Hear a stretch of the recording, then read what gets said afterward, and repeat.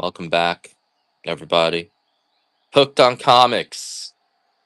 We gotta talk about comic books today. All right. Let's read so many comic books. So I'm gonna make some coffee for you guys so you guys can see. GM Hamburger, how you doing? Good morning.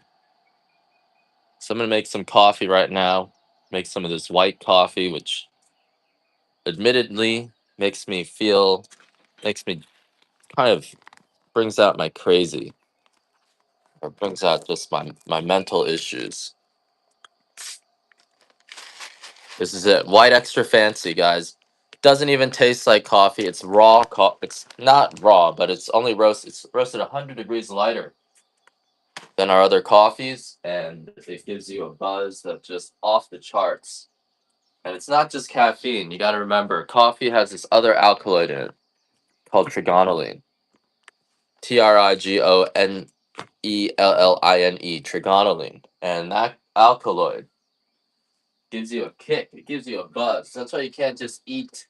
You can't just take a caffeine pill and feel the way you feel on coffee. It's because of this other alkaloid, which makes up 1 to 3% of the green coffee bean. I'm looking for my grinder, guys.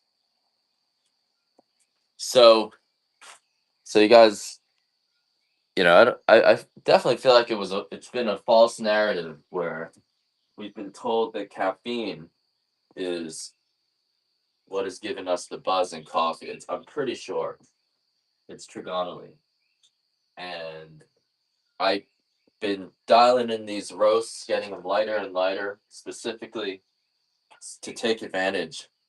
Sorry, I'm looking for my grinder. I don't know where it is. To take advantage of trigonylene. To take advantage of the chemistry. I was a trained chemist, so that's was my thing for a long time. Was how do I get myself high with foods? And I actually got really far. It is sunrise time. I actually got really far. That guy Dave, how you doing? I'm looking for my grinder top. Like, I have coffee, but I don't have a grinder. This is terrible. It's gone. I can't find it. It's a mess in here. Here it is. I found it. Now, this is my OG coffee. The other day, we talked about OG, and we found out that this is actually some great coffee for cheap. Yeah? Which movie? I love movies. You can. You can, but they're not gonna get ground up quite enough. You probably would need to use a hammer, and then you have to really break those beans. You can make more of a tea, where you kind of soak it. The swordsman. I gotta look into that. I gotta look into that. They say if someone tells you you're 1 in a million, you gotta tell them that means there's 1,000 of me in China. So like it's more jokes. More jokes.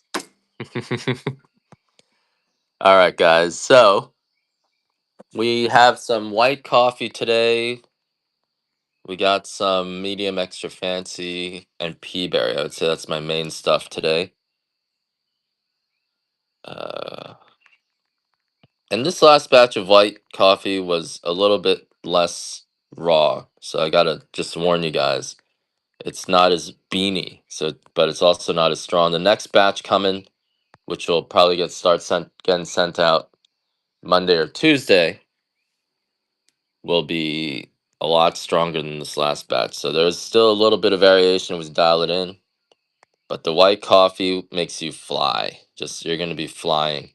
Dave, you had some of that white coffee. Are you still on it? The blender, that'll help. You're using a chopper. I'd use the blender if you have a Ninja. A Ninja works really well. Um, Ninja is almost the same as a grinder. So I use the entire pack of white coffee beans. And I grind it down. I really grind it. because I'm not drinking the white coffee for the flavor. But when you're making coffee, you don't really want to grind it into a powder. You don't want to do that. Spice grinder works. Yep, that's what I'm using. One of these bronze spice grinders.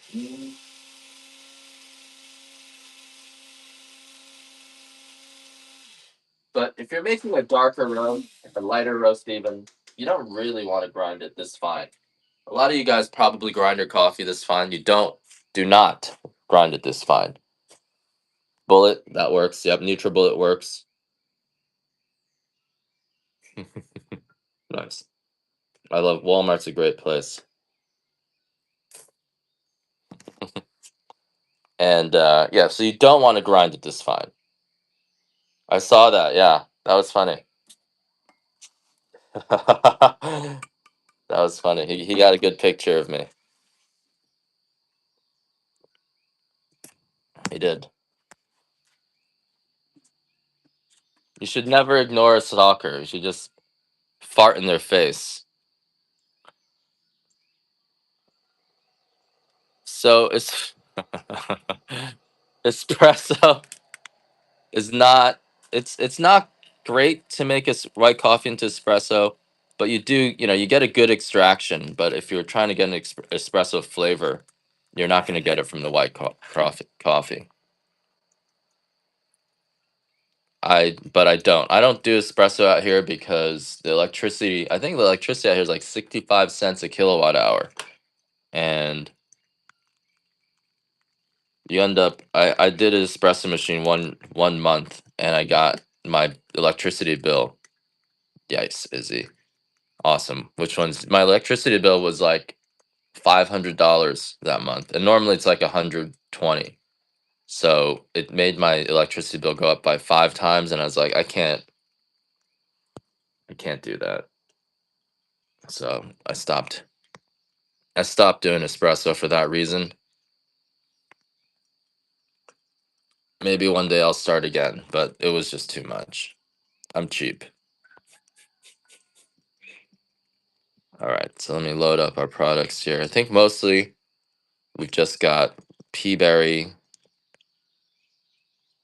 I've still got a little bit of that dark estate left. A little bit of extra fancy.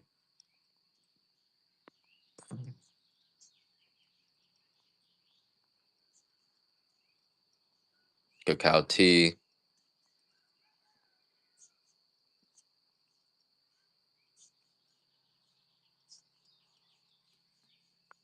My neck hurts, guys.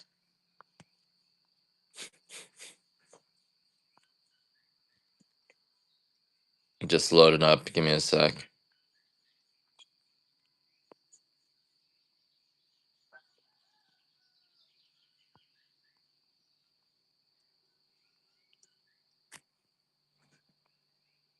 I might have a little bit of Couture left tomorrow or later today, but I need to take stock of what got sold. And then I also have some of that. I don't know if I have. I gotta check my OG too. My OG. I'm feeling better though. I was feeling off for a while. I don't know if you noticed, but I was definitely getting off. Getting off. All right, sorry, I didn't look at you. First cup. This is my first cup. You noticed I was getting off.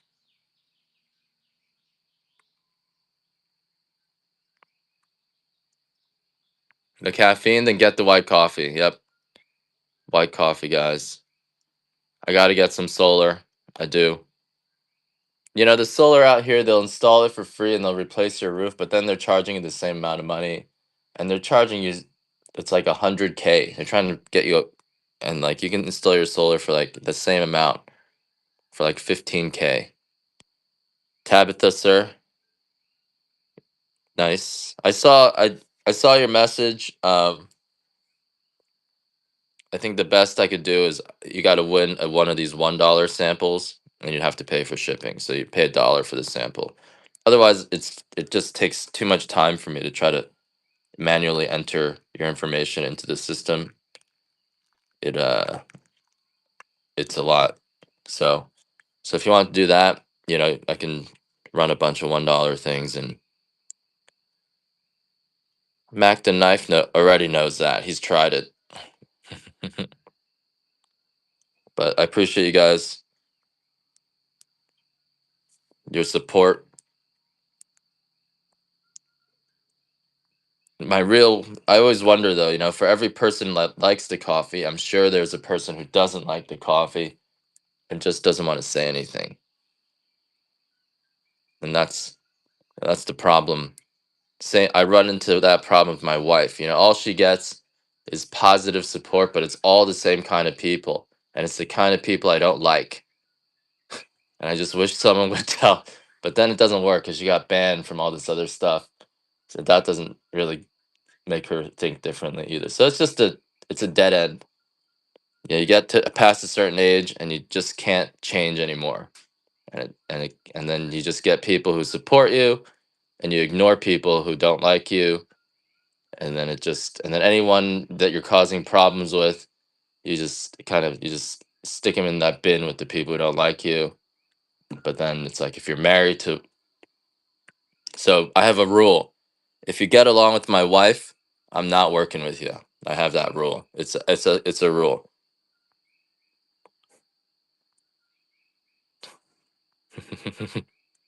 Came back for the coffee. Appreciate it. Drink the coffee before you buy more. Plant lover, how you doing? You can't stand my wife. I don't know. I think you would like her actually. Most guys like her at first.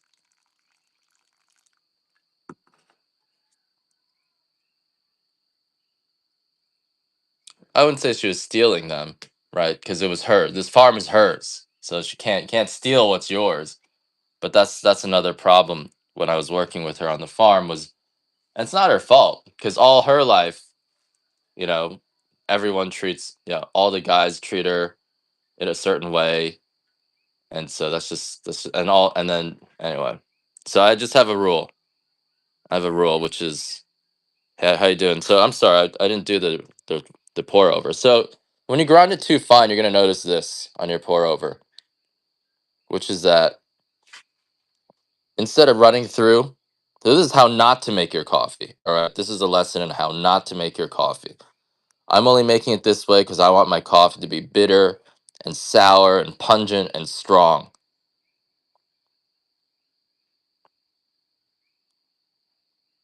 She was like a coffee queen. Yeah, exactly. And so all these guys, anytime we'd hire someone, the second the guys, ran into her, they'd only want to do the stuff she does and they just ignore me.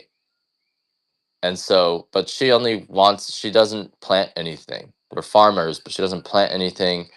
All she does is clean, like obsessively clean.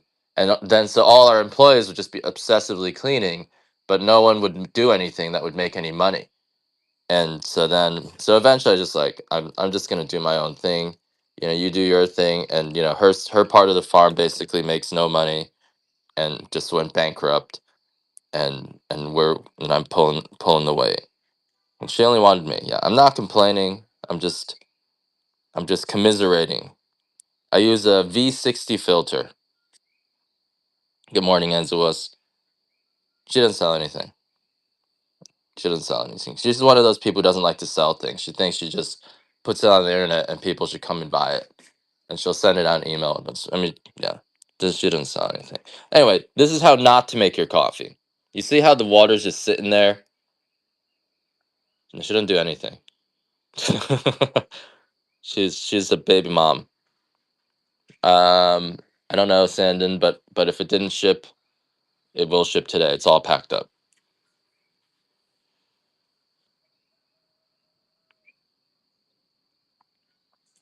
Oh yeah, she doesn't do anything. No economic activity whatsoever. She's pure. She's pure.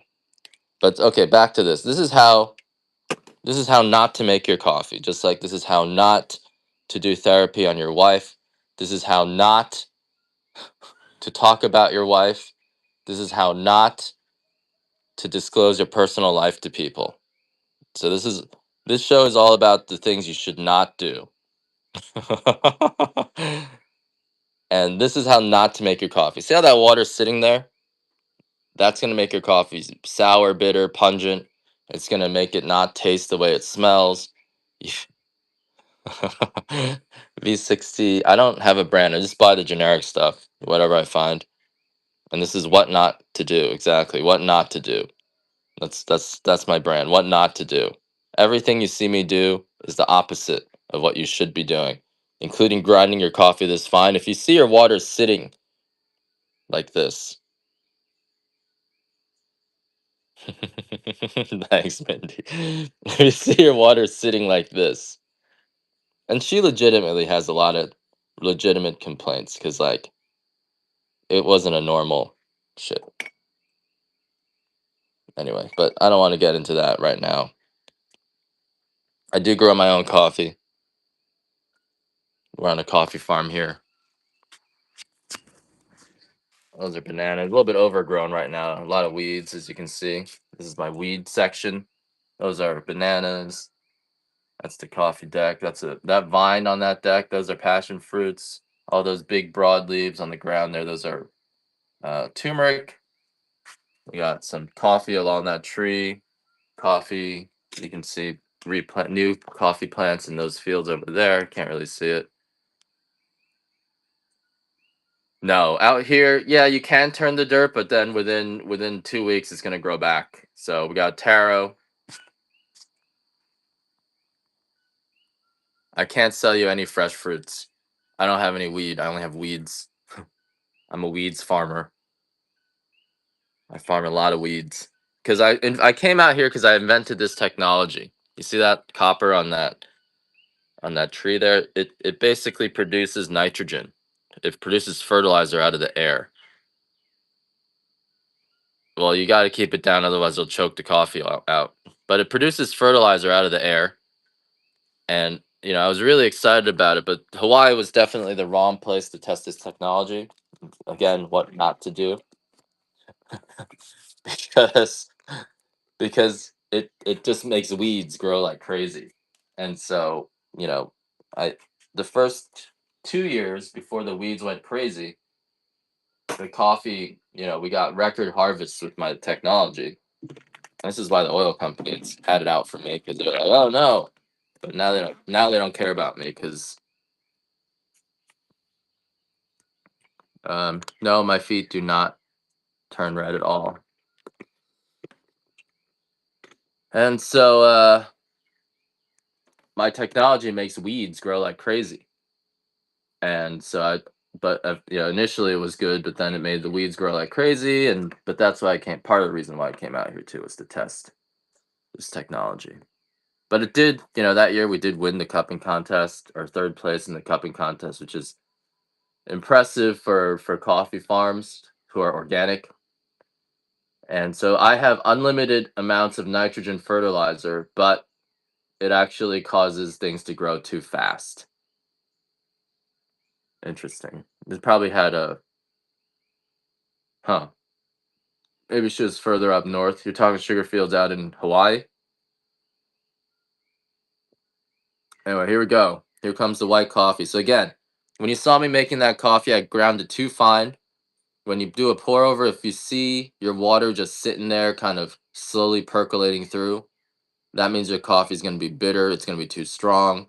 No matter how much money you spent on the coffee is going to be no good if you make it that way. So you saw it. If you see, when you make your coffee, if that was familiar to any of you, where you start making the coffee and the water just sits there, you're grinding it too fine. And that's sort of the most basic mistake. And since we have a grinder here, I might as well grind some coffee right. Let me show you what the approximate best tasting coffee will be. And this will make more of a difference in your coffee than any grade that you buy. Even a lot of regional coffees, it's going to be, no matter how much money you spend on your coffee, if you grind it wrong, it's going to come out disgusting. So yeah, you're right. My head's finally calming down. So I can finally show you. You know, hmm. just a little bit better. And so pulsing it like that is key.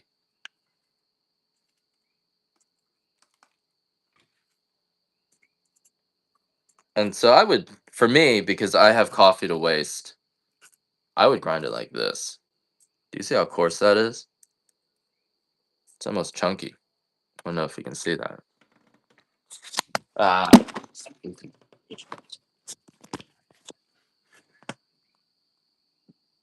Yeah, let me run some samples for you. Here. We'll do some dark, medium, and lights. Chunky. If you can afford it, that one was too long. I'll run a few of these guys. If you can afford it, not even afford it, like running it like this, use a little bit more, maybe 20% more, and it's just going to be the sweetest cup of coffee you've ever tried. This has some chocolate in here.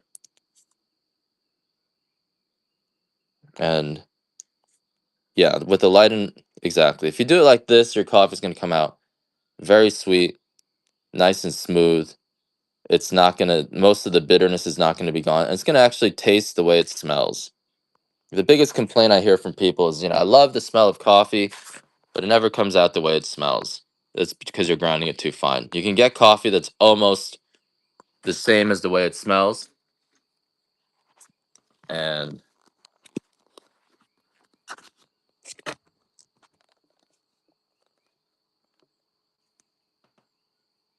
I'll run a bunch of these guys. And so always never grind your coffee fine unless you're doing it with an espresso. If you're doing espresso, then you have to grind it into a powder, right? You can add a little bit more grounds, and that'll make up for the maybe the loss in flavor. But you really don't even lose that much flavor. You don't even lose that much flavor. 6 cups of coffee. How much do you usually have? And white, you had 6 cups of white coffee. I would fine grind the white. You don't have to, right? But I would, because I'm drinking the white coffee primarily for 20 in a day. Well, either you're gonna live a long time or you're gonna die. Hopefully you're using a paper filter, right? If you're drinking that much coffee, Flap Caliph, good to see you.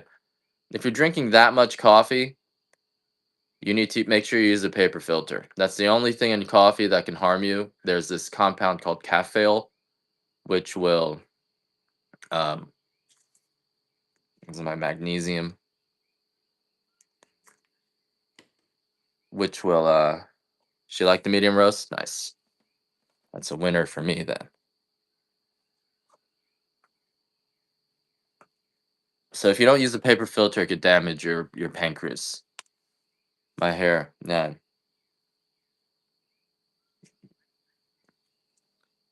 I don't like the glycinate because it makes my knees buckle. Yeah, so I like the carbonate the most. Carbonate just knocks me out.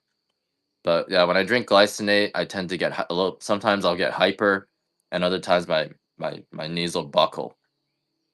So yeah. All right, Tabitha, you got one of the darks. Let me run one of the lights. I don't have any mediums in samples right now, so. And I would start with the Hawaiian grade coffee. It's like 80% as good as your Kona coffee. It's still grown in Kona, so it's virtually Kona coffee, or it's just the smaller beans that we produce here, and so I'm not really set up properly. But it's the smaller beans.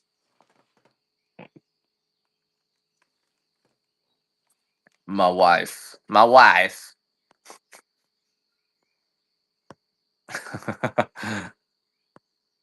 My wife. So yeah, anyone who gets along with my wife, I just have a rule. I don't work with them. And anyone who doesn't get along with my wife, that's a good sign for me. Nothing in particular about them. It's just that's just the way it is. There's only a certain kind of people who get along with my wife, and I notice they don't work well with me. They they don't they don't work that hard to begin with. I don't know. I shouldn't have said that. But something always ends up happening where, okay, here we go. I found the light. Here's a sampler here. Let's do that. Something always happens where, and then they'll like tattle on me or something. I don't know. Medium Hawaiian, best cup of coffee. It is really good coffee. Here's a light. Surfing the cosmos, you're back. I thought I lost you because I canceled that thing where I screwed up, but you're still here. Appreciate you coming back. I thought you hated me forever. You're like, this guy's an asshole. He's not giving me £3 for $1.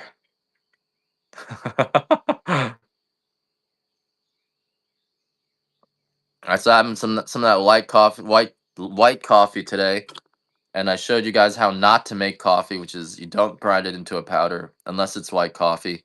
If you grind it into a powder for any of the other coffees, all the bitterness is gonna come out.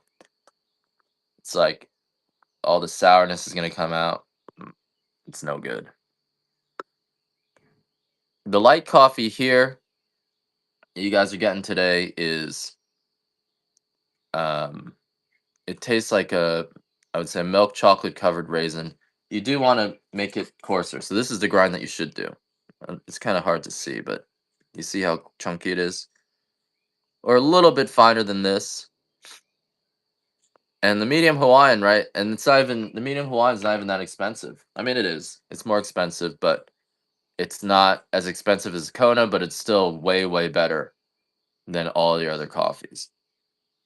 All right, Tabitha, you got those two samples. I have larger bags, but I'm not gonna give those up for $1. Not larger bags. I have higher grades, but you'll get a feel. You get a really good idea of what our coffee tastes like based on the Hawaiian Light and the Hawaiian Dark.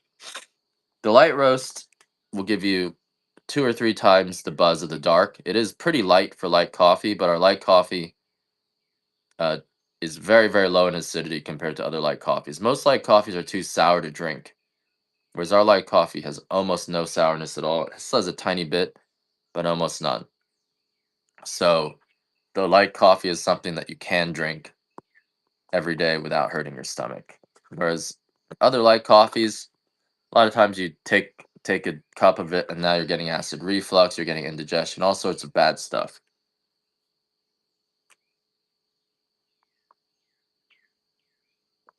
You got it coming in your mail, LB Penguin.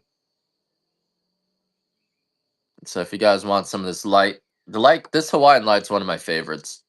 I only went away from the Hawaiian light when I found the white coffee, but originally I created the light coffee roast because originally Rooster Farms only had the medium and the dark, and I made the light because I found out about this compounded coffee called trigonylene, and when you roast trigonylene to 250 degrees, Tom's a good dude.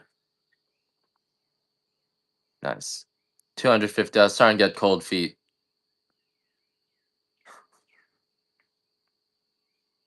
I was starting to get cold feet on get working with these two space people because I'm offering them some equity and I'm like I don't want to give them equity, but now it's funny how when you talk to people it changes everything.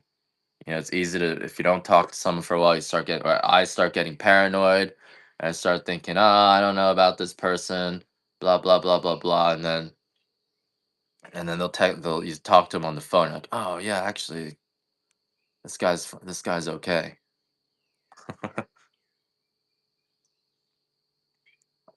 So this coffee is guaranteed, yep, guaranteed not to hurt your stomach or give you acid reflux. And the reason for that is because of how we pick the coffee. So Hawaiian coffee is unique, Kona coffee is unique. It just grows on these hills here. It's a very small region of Hawaii that we can grow and call it Kona coffee. You can see it's completely undeveloped, right? I'm in the boondocks of Hawaii. There's like nothing here. We're up in the mountains. The soil is clean, the water is clean. There isn't any, barely even any car pollution, let alone heavy industries and things like that. So, soil is clean, the water is clean. We don't even water our plants. It's all rainwater. So you're not getting treated water in here. Then so that's unique. We have the active volcano, and that volcano is constantly replenishing the soil with micronutrients. Those micronutrients make our coffee beans grow larger than beans from anywhere else in the world. You're a coffee snob. I called myself a coffee troglodyte yesterday because it's like I only know Kona coffee, troglodyte. That's my word of the day, troglodyte, because I live in a cave. Yeah, I'm a troglodyte. I live in a cave. I only drink my coffee or Starbucks. Well, we got some housing developments popping up right on the other side of that ridge. Yeah, let me run some of those. So we have higher grade samples as well. I have a pea berry, Kona medium pea berry here. The pea berry is a deformity in the bean, which sorry, I'm a little bit loud today. I got this new case for my phone, which comes with a battery, but now it doesn't fit the freaking, it doesn't fit the phone holder, so it keeps snapping off. It's like the more technology we get, the more annoying technology gets. Like it used to be, the internet was so fast, and now no matter how fast your speed is, the internet's slow. Geniuses making our life easier.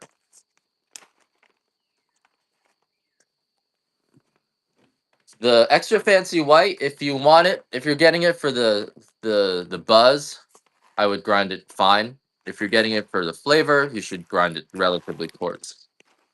But the flavor of the white coffee is nutty. This one time at band camp, I remember that. That was funny. I remember I watched that movie when that was senior year, right, in high school.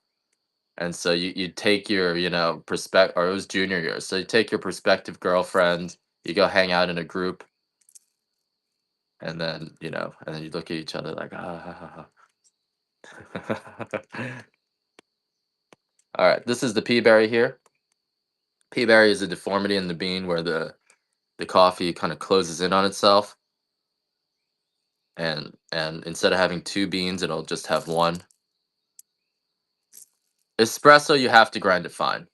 Yeah, but it's a similar thing with espresso. You can still grind the coffee really extremely fine, and if you find that your coffee's coming out sour and bitter, you just set it on a less fine grind. But espresso has to be fine.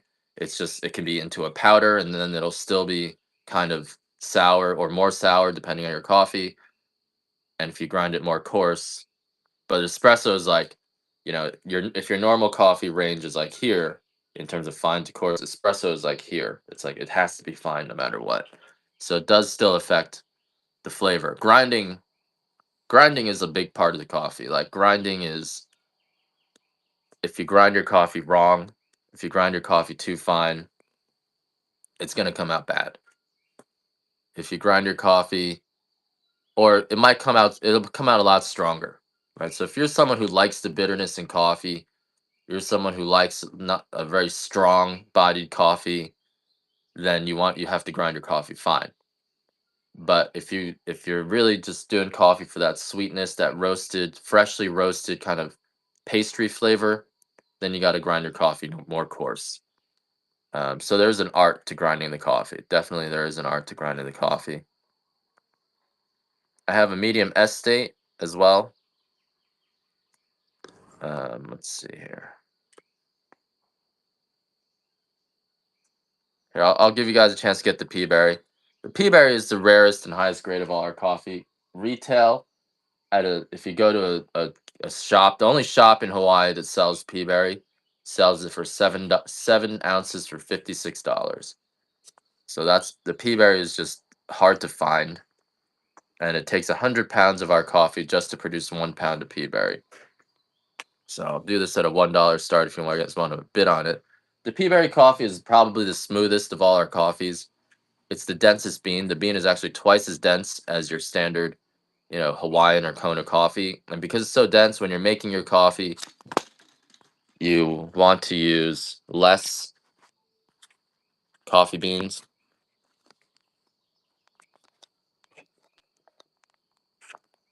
Up in the mountains, it's nice. Yeah, up in the mountains, it's nice. By the shore, it's like New York City. It's just humid and hot and moisture everywhere. So I like being in the mountains. Although there's a lot of mosquitoes up here, so there's always problems everywhere.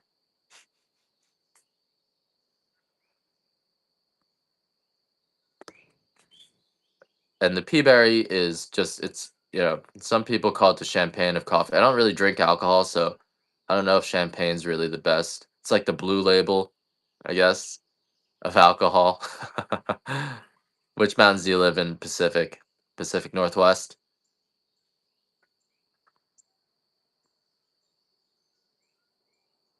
Yesterday I made a French press with the white coffee and it came out really good.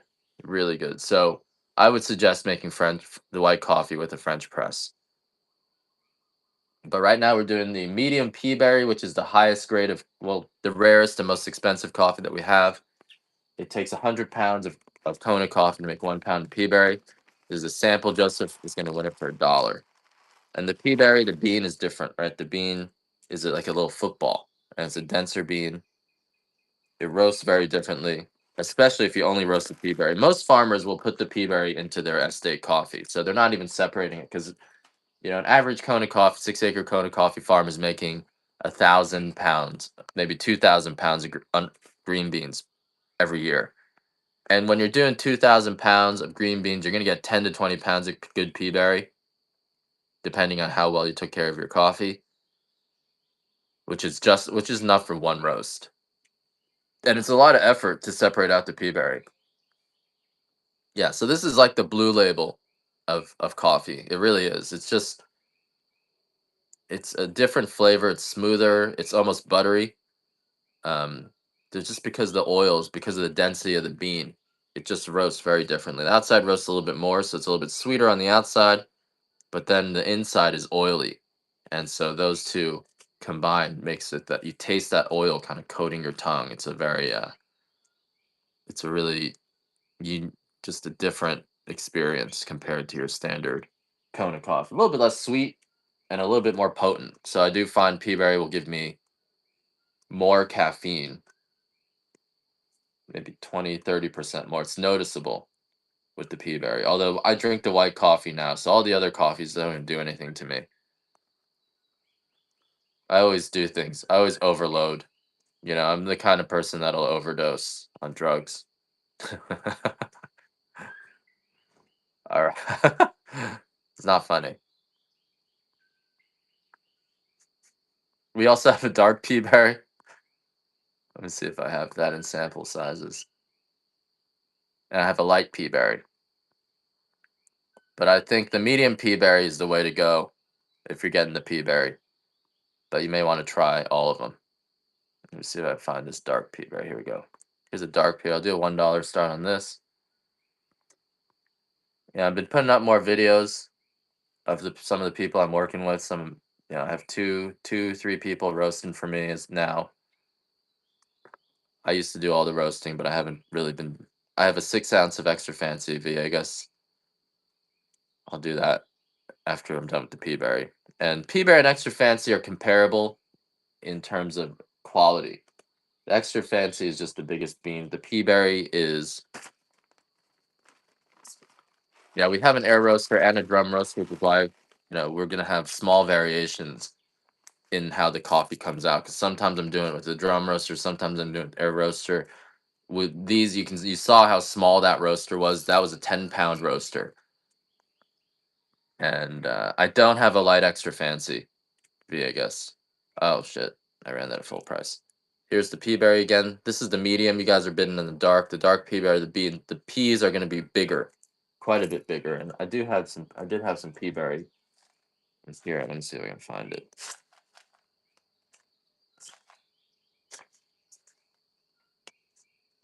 Yeah, yesterday I wasn't able to send stuff out because my car broke, so I had to be in town to fix the car.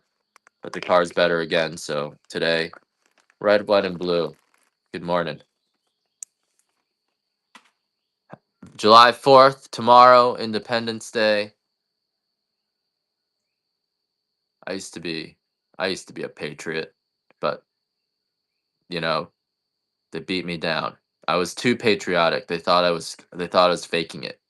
I think they thought I was a Chinese spy pretending, which kind of makes sense. I see that.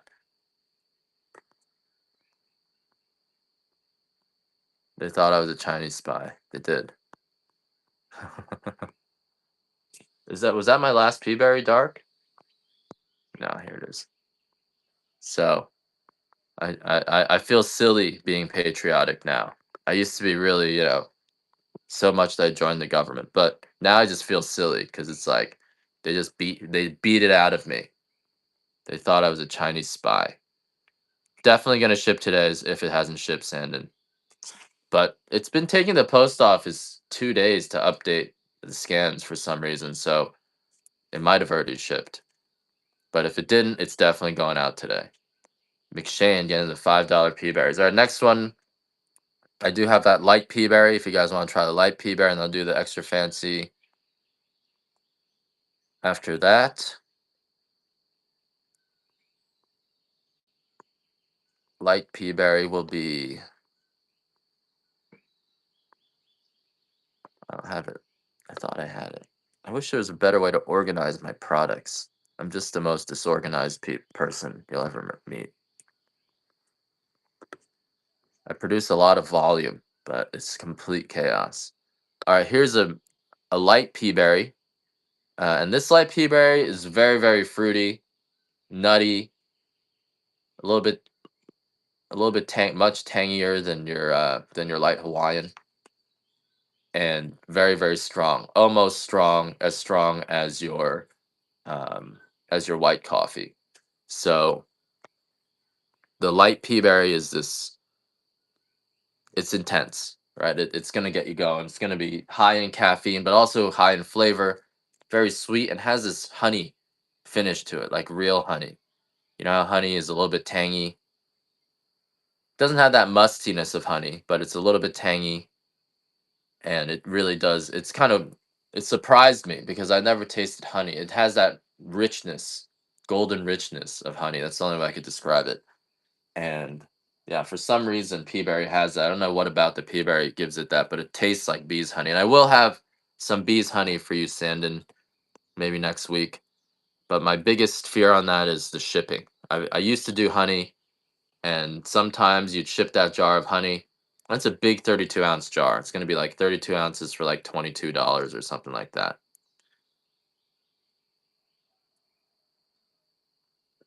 But the only problem is sometimes I would ship that jar and it would come broken, and now your coffee is just covered in honey. It's just a honey mess everywhere. So I've got to figure out because it's a glass jar. I don't know. I don't know what we're gonna do about that.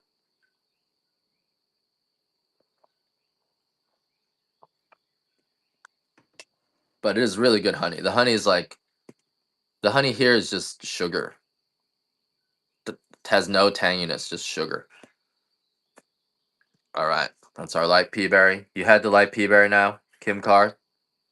You like the light pea berry? I haven't. I was gonna try the light pea berry today. I haven't had the light pea berry in a while, so I'm kind of curious. All right, Viegas asked for a dark extra fancy. Let me show you the extra fancy here. I love this is kind of almost funny, you know. So the extra fancy beans, I tell people this is the dark extra fancy here. This is a jar of it, but it's hard to see it in the jar still. It's hard to get a sense of scale. When you see these beans with the other beans, they just look like coffee beans. But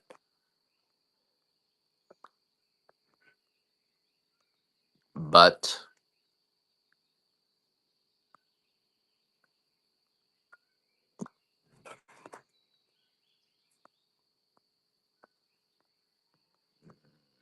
looking for the extra fancy. Hold on a sec.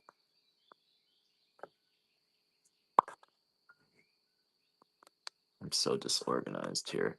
But let me show you these beans here. So this is a dark extra fancy here. Although I will say, a lot of times you're gonna get beans this big in your Hawaiian coffee. So you can really only compare these to coffee from other regions because the Hawaiian, I don't know what it is, but the grading system, the graders here, the extra fancy is very, very clean. It's all the same size, but the Hawaiian coffee sometimes will have extra fancy coffee in it. And we were talking about this the other day. It's because the way you grade coffee is by density. And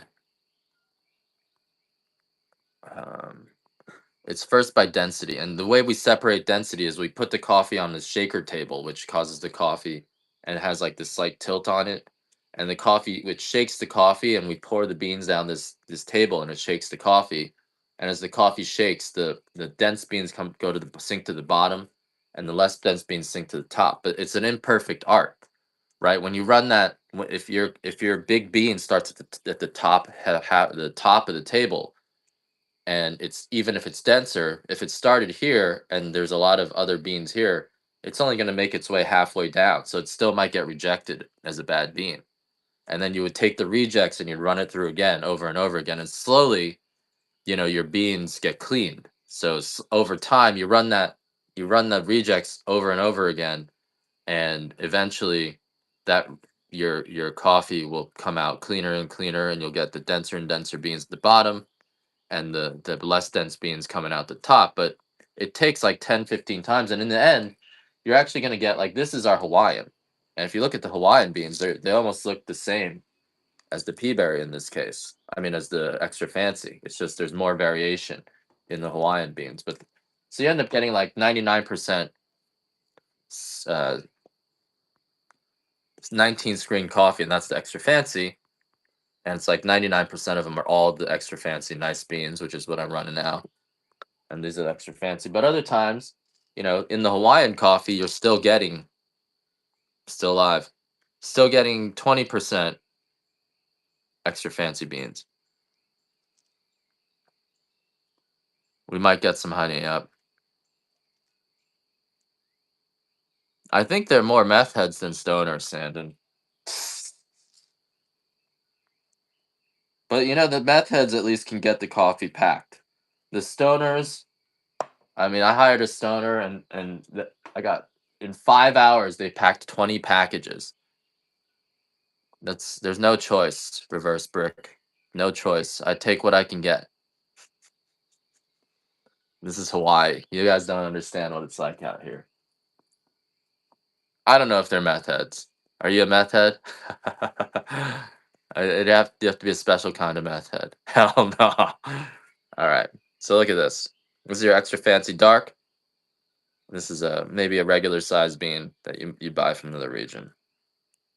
You only like the cocaine. Stimulants were never my thing, because I'm just naturally stimulated. So I always wanted to kill the energy. I need to be calmed down, not stimulated. If I did a stimulant, it would just be myself, but I'd be sweaty. I'm like, I'm just feeling sweaty. Doesn't do anything.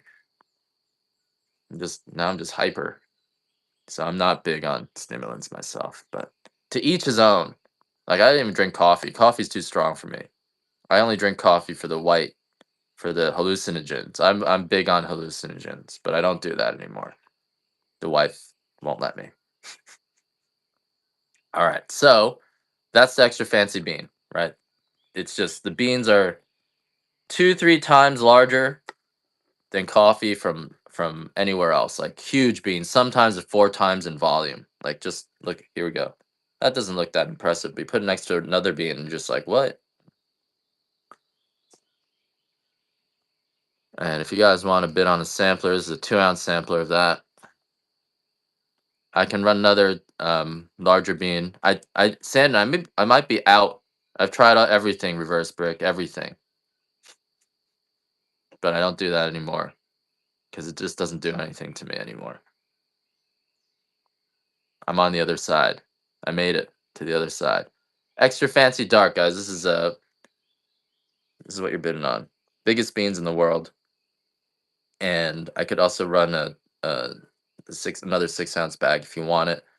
And the flavor profile of this, compared to your Hawaiian, it's gonna feel more moist. It's gonna be a stronger bodied coffee, a little bit sweeter, a little bit nuttier, a little bit more oily.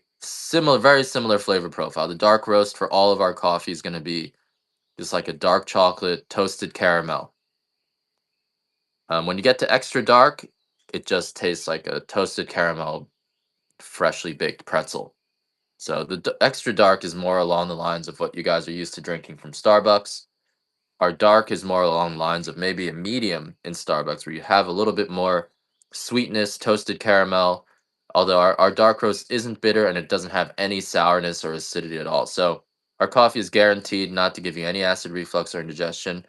I will give you 100% of your money back. And the reason why we don't have any acid reflux or indigestion is because it's actually because of how we pick the coffee. So there it is lower in bitterness because we have that unique climate. We have the micronutrients that's feeding our soil and bringing the coffee to its full genetic potential.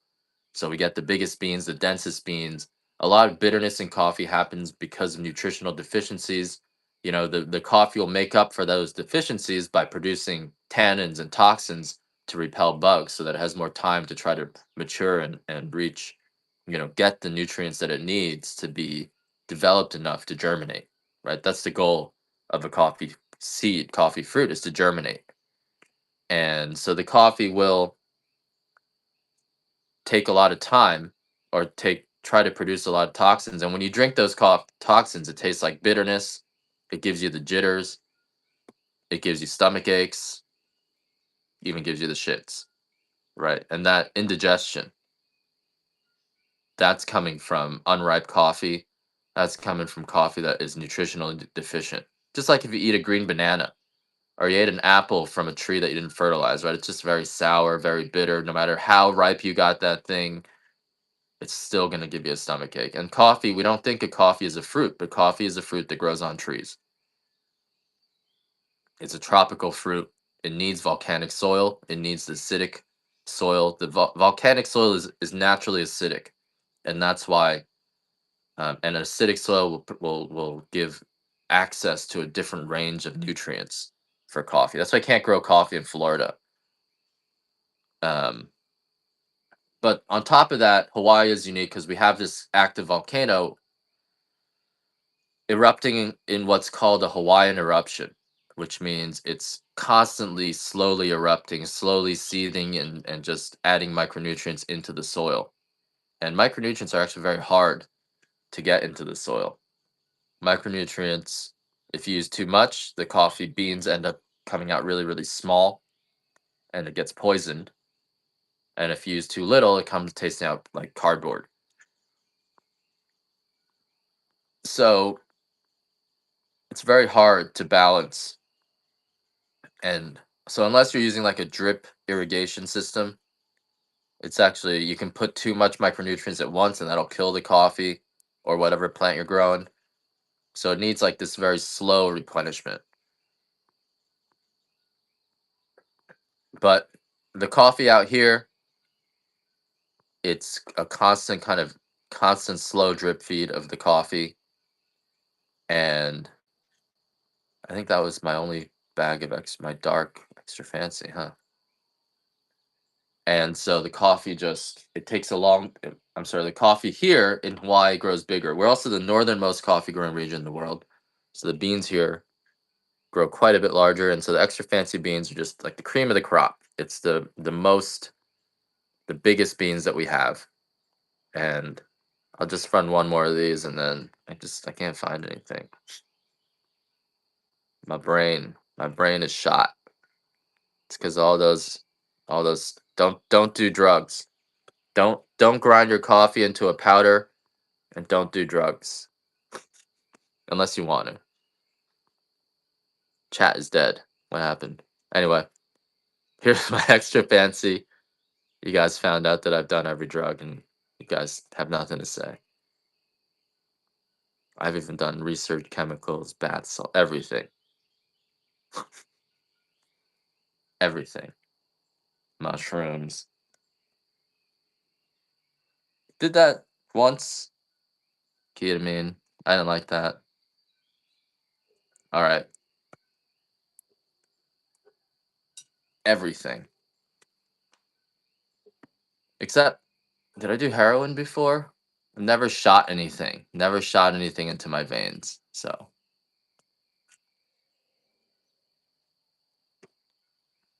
I don't really like shrooms. It just makes me floppy.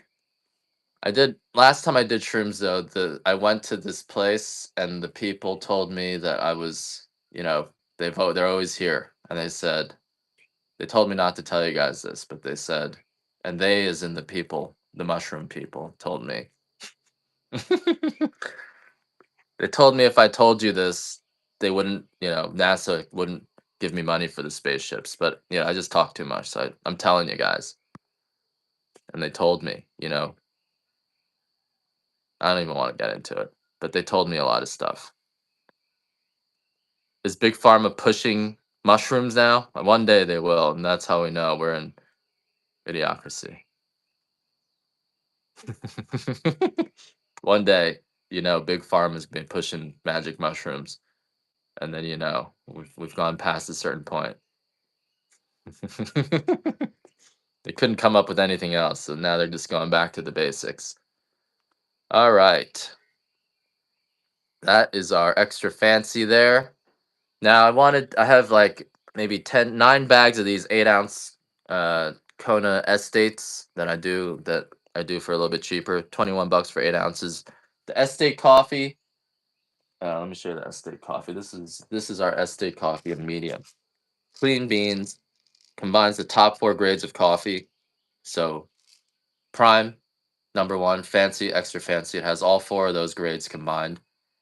Top 4 grades of coffee. Densest beans. Estate means is coming off a single farm. So it's all coming off this 20-acre farm that we're picking up from right now. So this is maybe the best deal because it's still 100% Kona coffee. The difference between Kona coffee and Hawaiian coffee is both bean size and number of defects. So this is our Hawaiian coffee. This is our Kona coffee. If we examine the beans on the Kona coffee, you're going to see what I mean. So this is a Kona coffee bean. You can see they're all very, very dense, nicely shaped, perfect ovals, nice lines running down the middle of them. This one's a little bit jagged, but generally speaking, you got these, very clean coffee lines. And so when you go to roast the Kona coffee, it keeps the flavors kind of, insulated. Whereas I'll show you the Hawaiian coffee, which is the grade below that. Why don't I run a $1 start on these for you guys to bid on? This is an 8-ounce bag of the Kona. Whereas the Hawaiian coffee, it is not hot. It's kind of a little chilly. The Hawaiian coffee beans, you get more beans like this,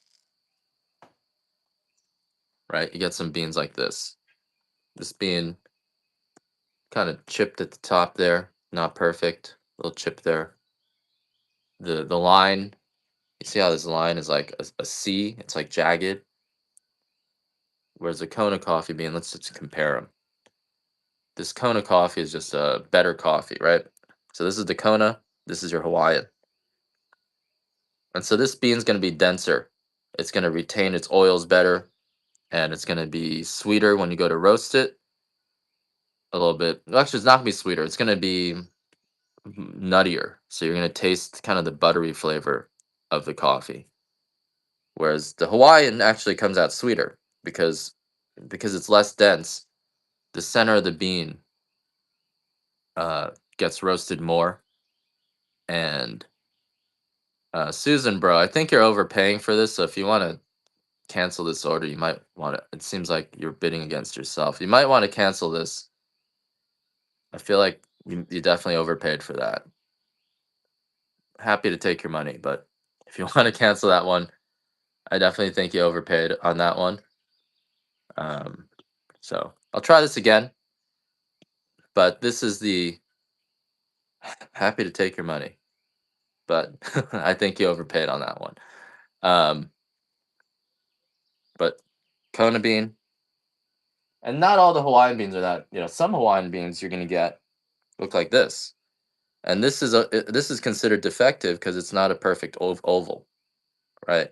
So even though the bean is bigger, you have to request a cancellation, Susan, bro. So you gotta go into your purchase history and ask for the cancellation, and then I'll approve it after the show. I get charged if I cancel it, so I can't. But it's free for you to cancel it. And so here's our estate. And here, this is why this bean didn't make it into the Kona. Because you see that little tiny hole there? It's almost nothing. But if you see that little hole there, That's the problem with this bean. That's why this one didn't make it into the estate. That tiny little hole made it into a Hawaiian coffee. So that's how high the standards are. It really just comes down to the bean shape. If it's not the perfectly oval shape that you want for coffee, it becomes a Hawaiian. If it has even that little tiny prick in it, it becomes a Hawaiian coffee. So that's the difference between our Kona and our Hawaiian. The Kona coffee does come out nuttier, but most people can't tell the difference. So unless you really know your coffees, unless you have a really refined palate and you can compare them, you have them side by side, you're not gonna it's gonna be tough to tell the difference. And it does vary from batch to batch too. So sometimes our Hawaiian coffee is going to be better than another batch of Kona coffee. So it does there's some variance. Yeah, like the Hawaiian coffee is like s- it's like the hidden gem of Kona. I'll do one more of these or two more if Susan wants to get a bag that is closer to the 2025 whatever it is.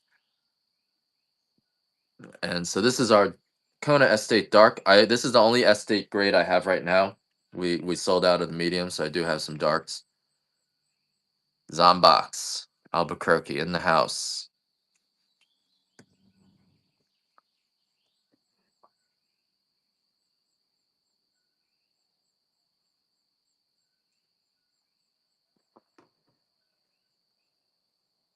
I think I talk about all that corrupt stuff because I need your help getting these spaceships off the ground.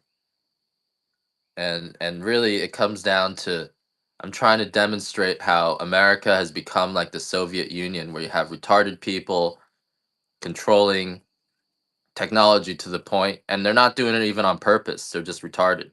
And so they can't get their heads around real technology. They're just doing these incremental steps and eventually we're going to get crushed by communist China. And so I want to tell you why. Before that happens, I want to tell you why. It's because the people making the economic decisions are a little bit retarded. It's like, over the course, like in France, before the French Revolution, right?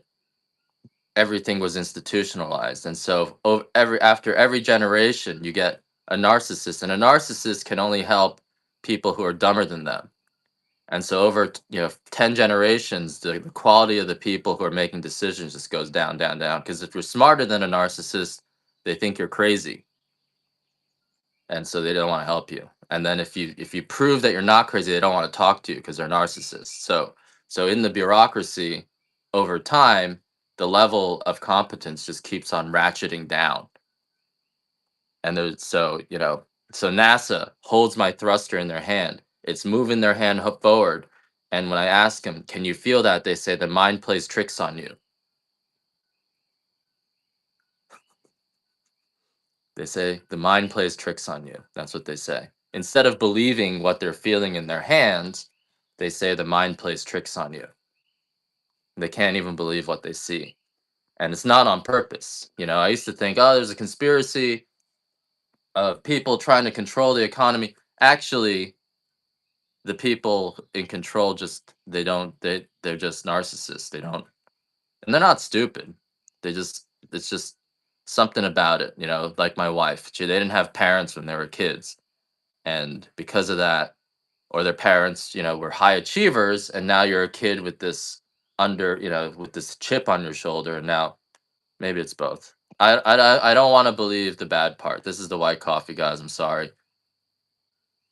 I'm in the flow. This is my white coffee, guys. So I'll run the white coffee next. And so, because I was saying, I'm telling you all these stories about all the stuff that I've been involved in to be like, I got these spaceships and it would make it so we can pay off our entire national debt and we would control the space and planet for the rest of July 4th. This is my July 4th speech. And we control the planet. Communist China would never be able to catch up to us because they have the same thing going on, right? They have the same thing. It's narcissists are in charge, but they're just younger. They started 150 years later than us. So their narcissist level is just a little bit higher than us because they haven't had enough time for them to get dumber and dumber.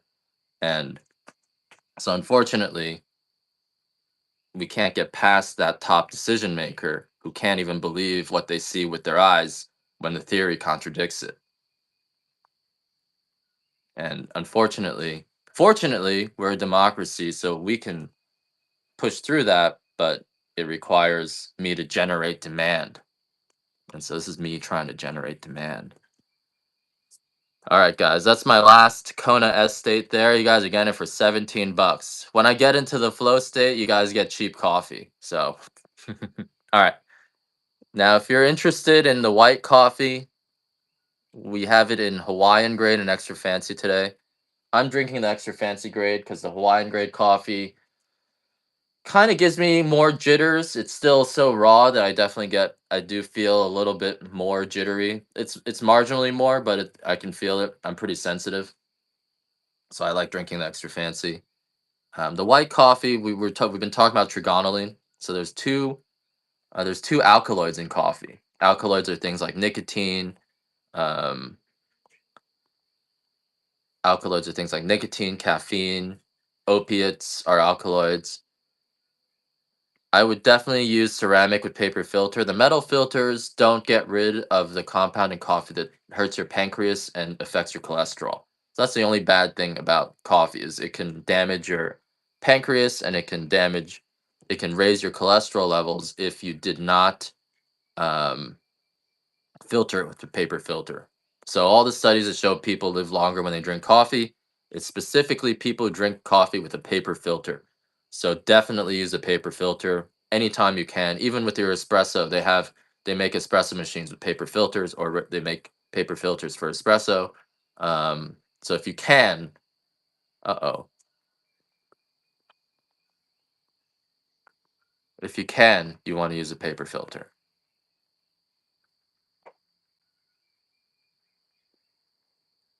Yeah, that residue is a diterpene oil in the coffee which interferes with the way your liver processes cholesterol. All right, I'll let you guys. So anyway, the white coffee has this other compound in it in a very high concentration, maybe like 10 to 50 times more than your dark coffee. It's called trigonylene. You can look it up. Trigonelline. It's another alkaloid. Yeah, and alkaloids are all the things that make us crazy or just really affect us. They're highly bioactive. We only know about the caffeine in coffee, but there's this other compound called trigonylene, which is a pretty significant part of coffee. But by the time you roast it dark, 99% of it is gone. Here's a $1 bid on this one.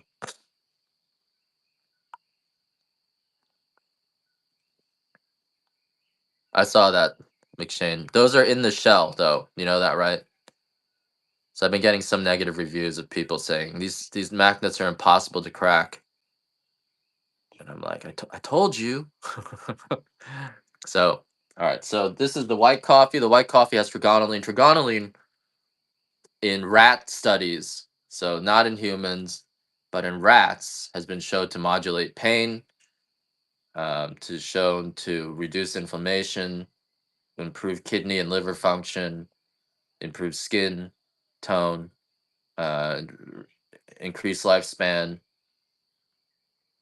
lower insulin levels in the blood, or lower glucose levels in the blood, increase insulin sensitivity, just on and on and on and on. And some of the positive health benefits of coffee probably comes from that. And in the white coffee, it's the pure. I think that my last white coffee. It is, darn it. That was my only one. You got to replenish that. In in white coffee, there's probably 10 to 50 times more of it than the dark coffee, depending on the roast you typically drink. And we're one of the few people that have the white coffee. Kona white coffee is unique because our bean starts out so sweet that it comes out a little bit like more of a roasted sweet corn tea.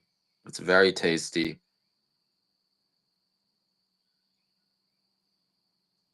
very very sweet. I got to just replenish it. And it's you get a really strong buzz from it. Trigonylene has all sorts of side products that it becomes when you roast it. Some of it, when you roast it to 250 degrees, it becomes something called methylamine.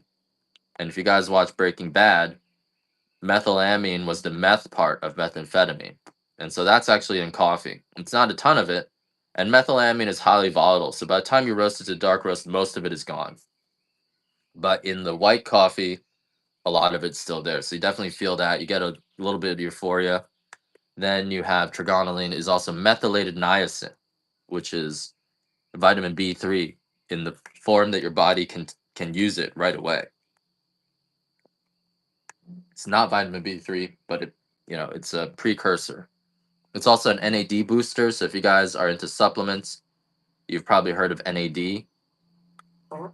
And trigonylene is an NAD booster.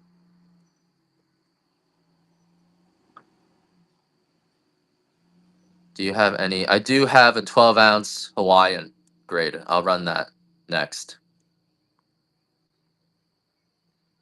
Vice grips, great way to do it. Yep. It will not show on a drug test. Nope, it's just coffee. There's nothing. So there's nothing in this that isn't already in coffee. It's just in different concentrations, right? So in dark coffee, I think there's 0.1% of it is trigonylene, whereas in unroasted coffee, 1 to 3% is trigonylene. I think it's 0.01% in dark coffee. So yeah, I mean, did you want a full bag or a smaller bag? So here's our white trigonylene coffee in the Hawaiian grade. You can get 12 ounces, and I'll do the larger bags of the Hawaiian medium and dark as well. I don't have medium right now, Smile. I only have the dark. I haven't had medium for a few. Uh, I think that was all my samples, Tabitha. I'll run through them. It's all right. You're just excited.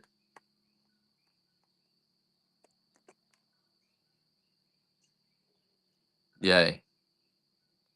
Garden Apothecary, thank you for the raid. Appreciate it.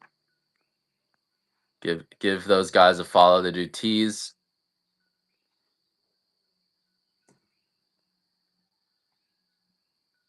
So these are my 12-ounce white coffee. Remember, white coffee doesn't taste like coffee, so it tastes more like this peanut butter bean tea.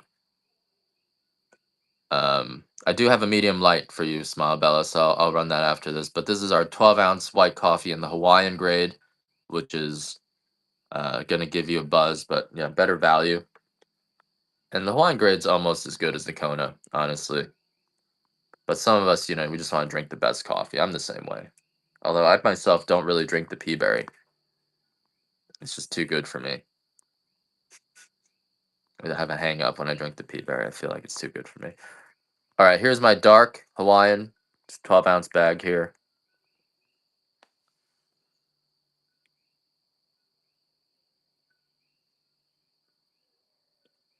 I totally understand, Kevcha.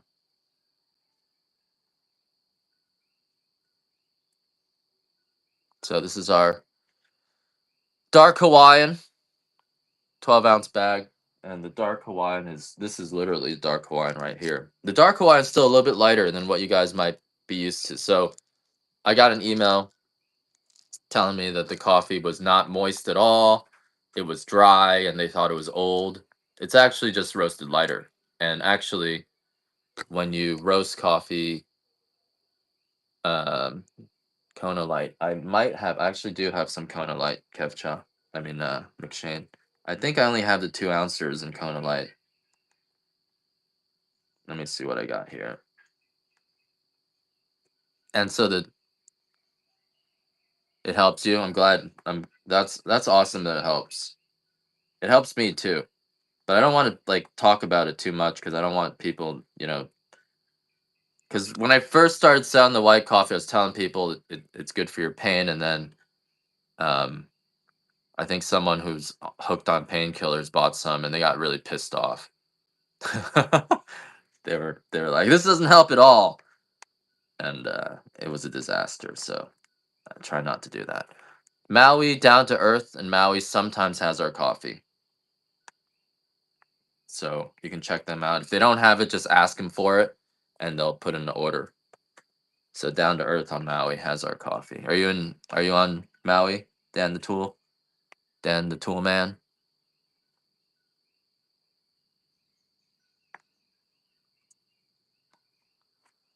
You gave me the thumbs up. I said something you didn't like. Last week, I got a bunch of thumbs up, and it. You saw what happened, right? I just lost my mind. The thumbs up kills me. The thumbs up gets me. When you give me a thumbs up, I start getting paranoid. Just give me the finger, yep. And then I know, then I know what you're trying to say. When you give me a thumbs up, this is what I think you're saying.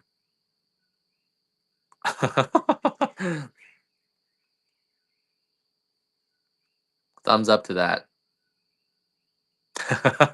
All right, guys. What am I doing here? Someone asked me for the light Kona, right? Let me see if I have some of that.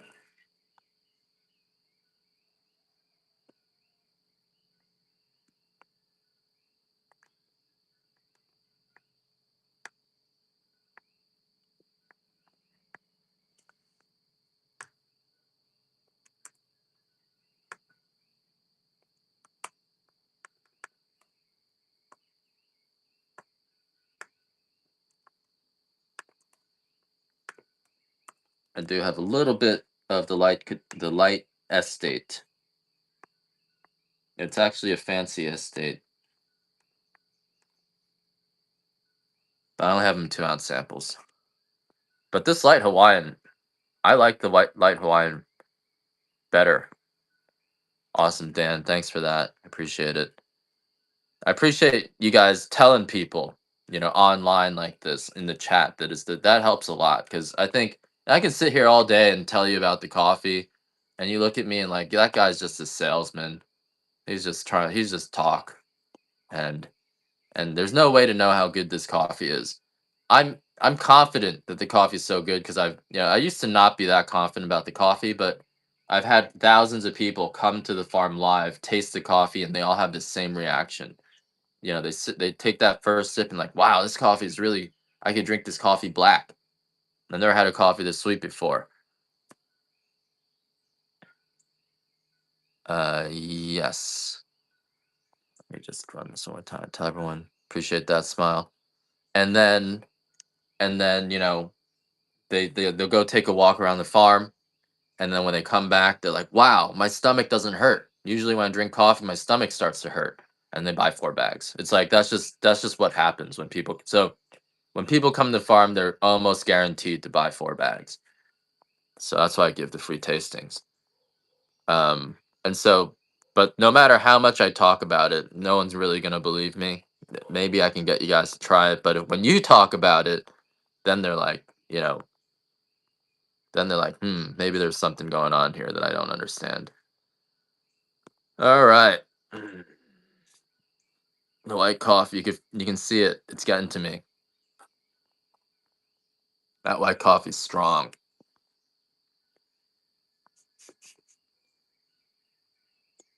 So I've taken it upon myself every morning just to make fun of NASA, just a little bit. They can't get it up anymore. That's all I'm saying. They got to fart their way through space. The rocket equation is like is going to go the way of flat Earth. It was a conspiracy to keep the Germans down. They don't want them in space. But I'm here to tell you, we don't have to fart our way through space. There are ways. You can move around up there without farting. I know we're all obsessed with farts. I know, because my dad, he loved farting, but and fart jokes, but you can take fart jokes too far, and I think the rocket equation was just the ultimate fart joke, and it's gone too far. We need to stop farting. I still can't find my So it's gone too far. We've been farting for too long. It's starting to affect the economy. It's gone too far. We need to uncover the conspiracy to keep the Germans down. We don't have to fart anymore. All right, here's my light estate, a 2-ounce sample of our light estate coffee. And light estate, 2 or 3 times stronger than the dark. Definitely has that similar buzz as the white coffee, but it tastes like coffee. Um, Whereas the white coffee doesn't taste like coffee. So if you want a coffee taste flavor, if you want to brew the coffee how you normally brew it,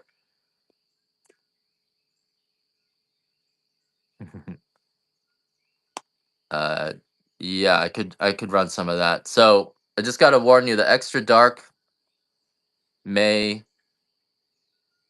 um I don't know if I have a. So if you get the extra dark, I may have to cancel it if I don't have it. So I let me just run downstairs and see how much I have. Give me a sec, guys. Ugh. I'll be right back. Fart, fart joke.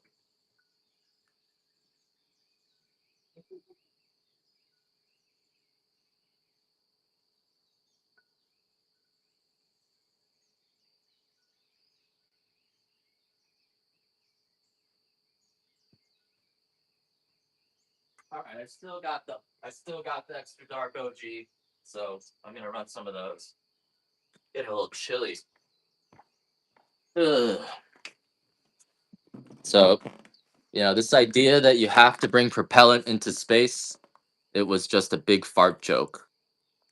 The aliens played a big fart joke.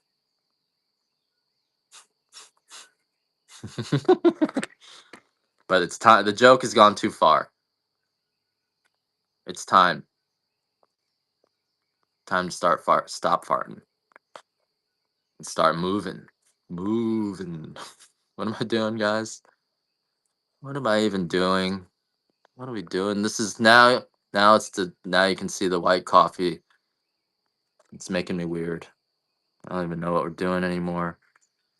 I'm trying to find the OG. Let me find the OG. OG extra dark, which is and we'll talk about the OG extra dark, which is the lowest grade of coffee that we have. Where is my OG? Where is the OG? Can't find anything, guys. Totally disorganized. So that was my daily make fun of NASA. The farters. Here we go. All right. So the OG coffee. Where is it? Here's my OG. Coming full pound, extra dark. This is courtesy of Sandon. I don't have any more 8-ounce darks. That was the end. Yeah.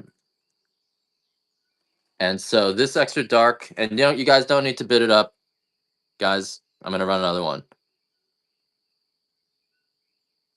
I want you guys to be able to get this pound for relatively cheap. That's the whole point of this.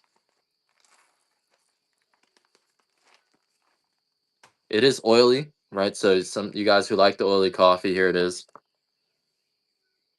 And these are full pounds, right? And so this is what we call off grade. OG stands for off grade, which is really off-putting, and it's actually pretty good. The difference is that you get these tiny beans in there. These are too small to be called Hawaiian. So you'll get tiny beans like this. You will get some of the ugliest beans that we have. You know how you go to the supermarket, they have the ugly produce? Well, the OG gives you some ugly beans. Right? A roaster, when they see a bean like this, they're just like, oh, that's an ugly bean. I don't want to roast that. No, it's sweet. It's sweet.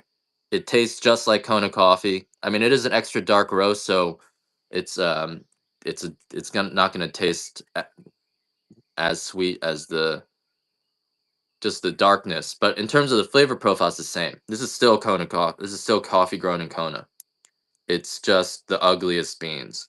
Maybe tiny touch less sweet, but almost the same. In fact, if I didn't tell you this was off grade, you wouldn't even know. When I got these beans the other day, I was surprised at how big the beans are. Let me just try to find a way to display. And there's still some extra fancy beans in here. I don't like sweet like cocoa. Um, it's less sweet than the other ones. Dark Kona fancy. I mean, I would try it, Sage, because you may find that this is something that tastes almost exactly like the Kona coffee, but it's only 19 bucks a pound. So I would try it. I think Kona Fancy is going to be more buttery. That's the main difference. This one going to have less. Oh, you paid 23. Yeah, I mean, if you want to cancel it, you can go ahead and paid $4 more. I don't mind. You can cancel it and bid on another one if you want. But these extra dark beans, you still get some really big beans in there, right? So, let me see if I can find. So, if this is an extra fancy bean, you still get some big ass beans in here. Right? This one's in the off grade. So you still get some big beans in there because, we're talking about how off grade, sometimes you have an extra fancy bean that just, because it was unlucky, it made it into the off grade because of its initial position. And so it's like you should never give up because you just try one more time. You could have fallen into the off grade, but you usually like the you usually get dark Kona extra fancy. Yeah. Yeah, I mean the extra fancy is still way better. So, all right, so that's my off grade, which is the lowest grade of our coffee. It's coffee. If we sold in the stores, we're not supposed to even tell you it comes from Hawaii. That's the law. That's why you don't see Hawaiian coffee on there.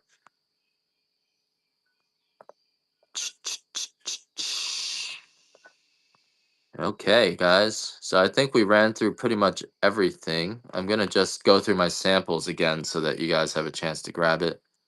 This is an extra fancy. This is a sample of our extra fancy medium.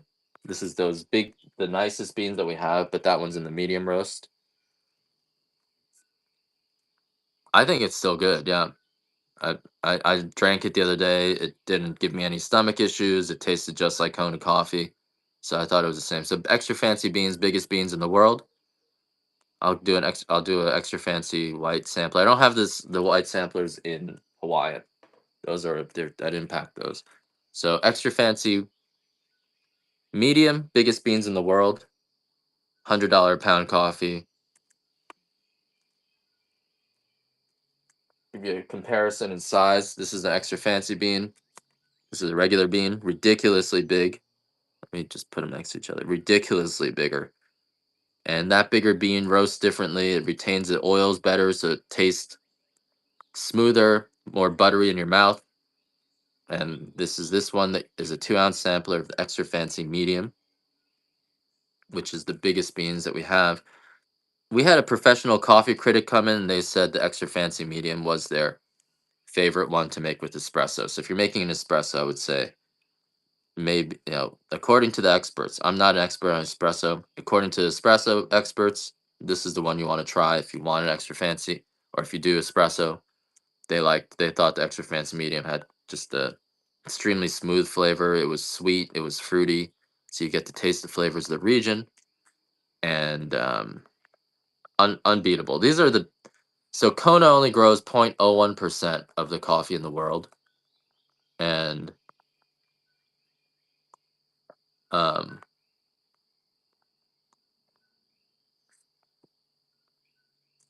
I keep doing these 30-second things. I'm sorry about that, guys. Kona grows 0.01% of the coffee in the world, so we barely produce any coffee. It's just such a small little region, and we don't have the labor supply. But we get also these are the top 5% of our beans, and beans do not grow this big anywhere else in the world. So we're the northernmost. We get the most sunlight in the summers. We have the active volcano. All those combined together to make it so we get the biggest beans in the world. And so this is like the top 5% of the top 0.01% of beans in the world. So that's the extra fancy medium. I'll do one more $1 start on that. At least one more, let's say. And then let me get to Kev Cha. Sorry about making you wait there. I'll do a white sample after this.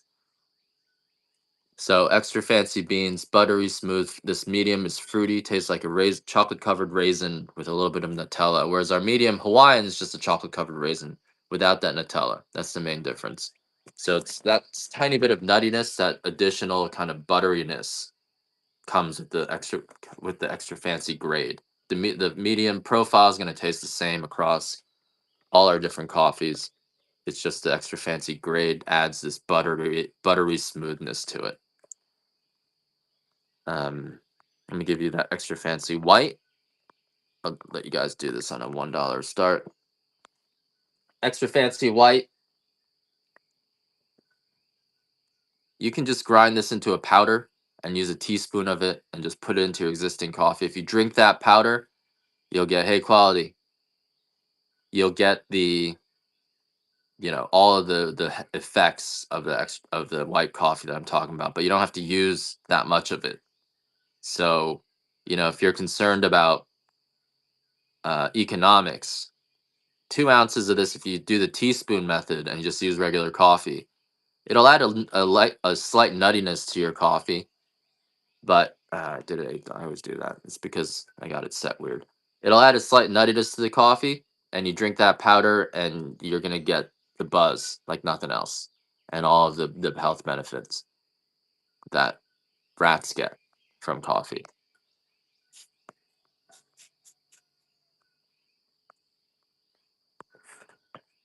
All right, doesn't cure anything though.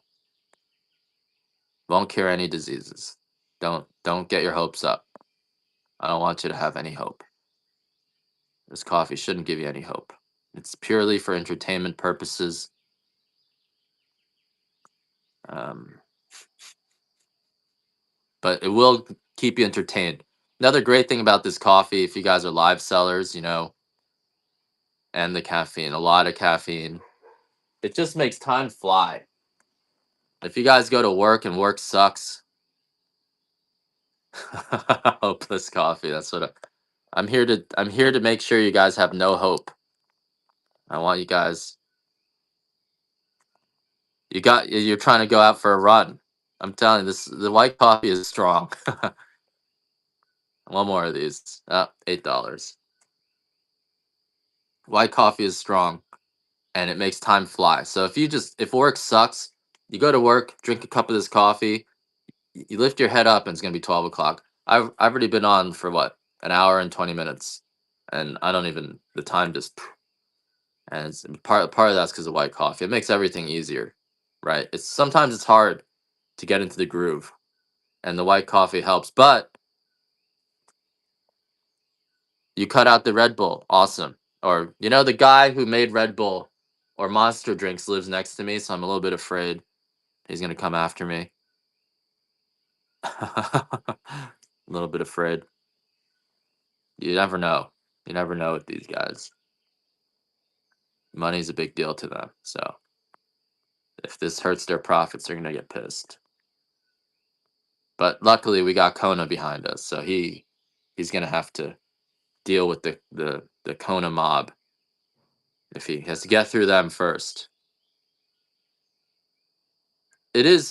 Unlike unlike the energy drinks.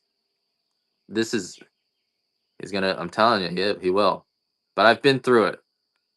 I've been through the elimination process, so I think I'll survive. Business is rough. It's scary. A lot of high stakes. I came out here 8 years ago, and I was telling people, I need to protect these spaceships because it's high stakes, and everyone thought I was is using secret code for coffee because everything's high stakes. Everything from coffee to Airbnbs to art. to spaceships. It's all high stakes. He might eat me. I don't know about that. Let's do one.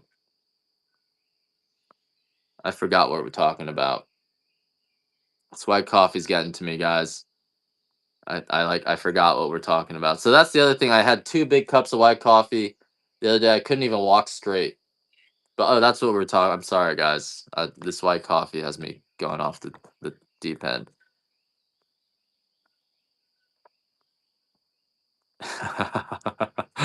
So the other thing about this white coffee is, unlike the energy drinks, it does not damage your organs. It actually supports your organs. So you don't have to worry, if I drink too much of this, am I gonna like keel over and die? It actually is good for you because it feeds you. It feeds your mitochondria, and it has all these antioxidants to soak up. You know, when your body goes into overdrive, right? When you drink these energy drinks or do cocaine or meth, that's why meth heads, their skin is so bad.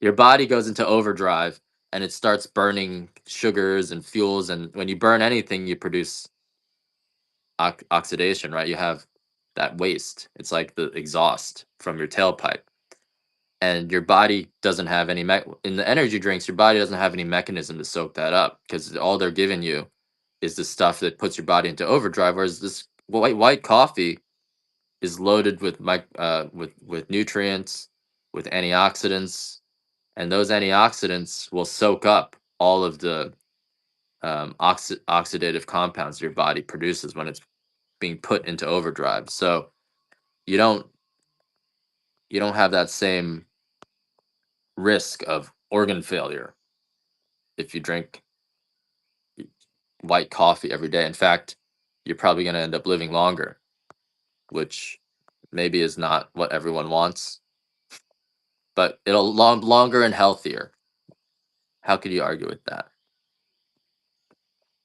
So it's not meth. It's natural. It's got the full range of, the full spectrum of supporting compounds that nature produced.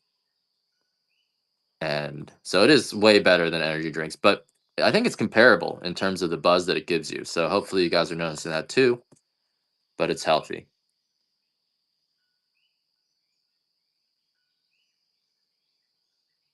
Awesome. Reclaim relics. That's awesome. I don't drink energy drinks because I have too much energy. So I actually don't know that much. Energy drinks just make me cracked out, and like I'm just like you already see me on white coffee right now. I mean, just imagine me on an energy drink. Messed up teeth. All you need to do is eat a few beans and you're good. All right, so that's our white coffee, guys. We did the extra fancy. I got a estate dark sampler. So the estate coffee mixes the top 4 grades, right? You guys already know about extra fancy. That's the highest grade, 19 screen or above. The estate does 16, 17, 18, and 19. So it leaves out the Hawaiian grade, and it gives you the top 4 grades of coffee. And so this is a 2-ounce sampler of our estate dark. And after this one, I'm going to use the bathroom. So I'm going to take a quick bathroom break. And when I do the bathroom breaks, do a I like to do I like to do this long auction. So I'll take a quick bathroom break.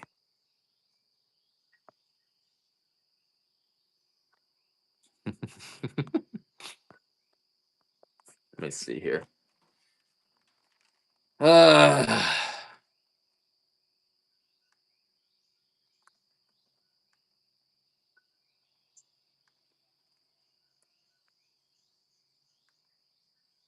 farting.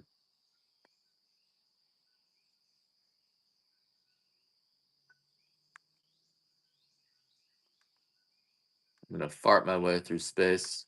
Here's the thing. Like, if rockets were the best way to fly around, don't you think the aliens would be using rockets?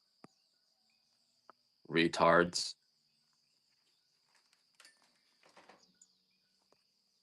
So I say with fusion too. If fusion was the best way to make electricity, Don't you think they'd be doing fusion? There'd be fusion everywhere.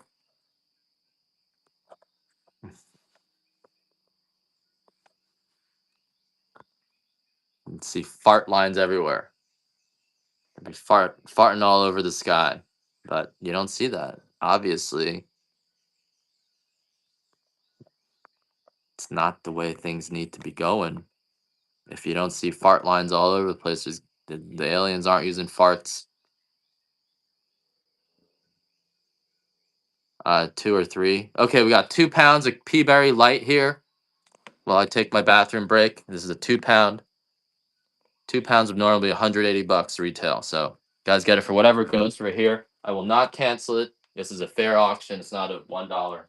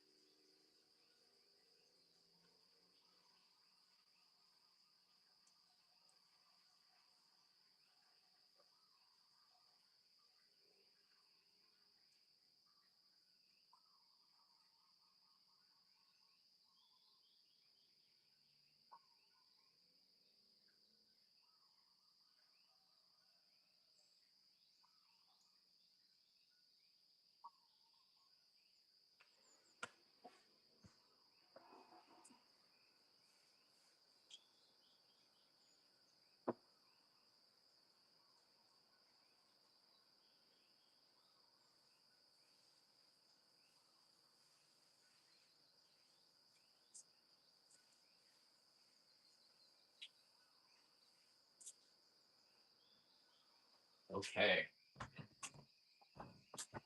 It's cold today. What's it up to? 36 bucks for 2 pounds of light Peaberry. How many bathrooms? I just took one. Yep. I'll take as many as necessary. As many bathroom breaks as necessary. I made the mistake of taking you guys into a public restroom a few weeks ago, and it was a hot mic. And I did it twice. The first time I thought you were joking. And the second time I realized, oh no, you guys heard me because you were like, that's a healthy pee. And I was like, shit. It was a hot mic. I'll run some more of the Kona samples for you, Tabitha.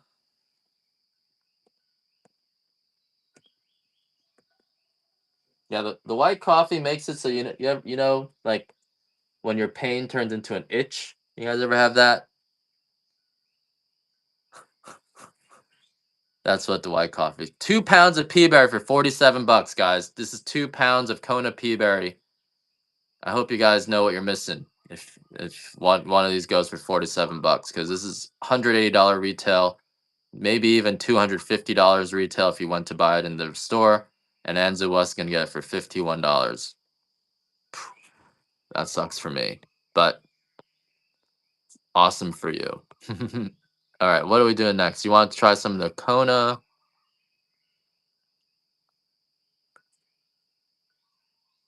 Maybe I should have did that in dark. But anyway, we got another dark extra fancy sampler.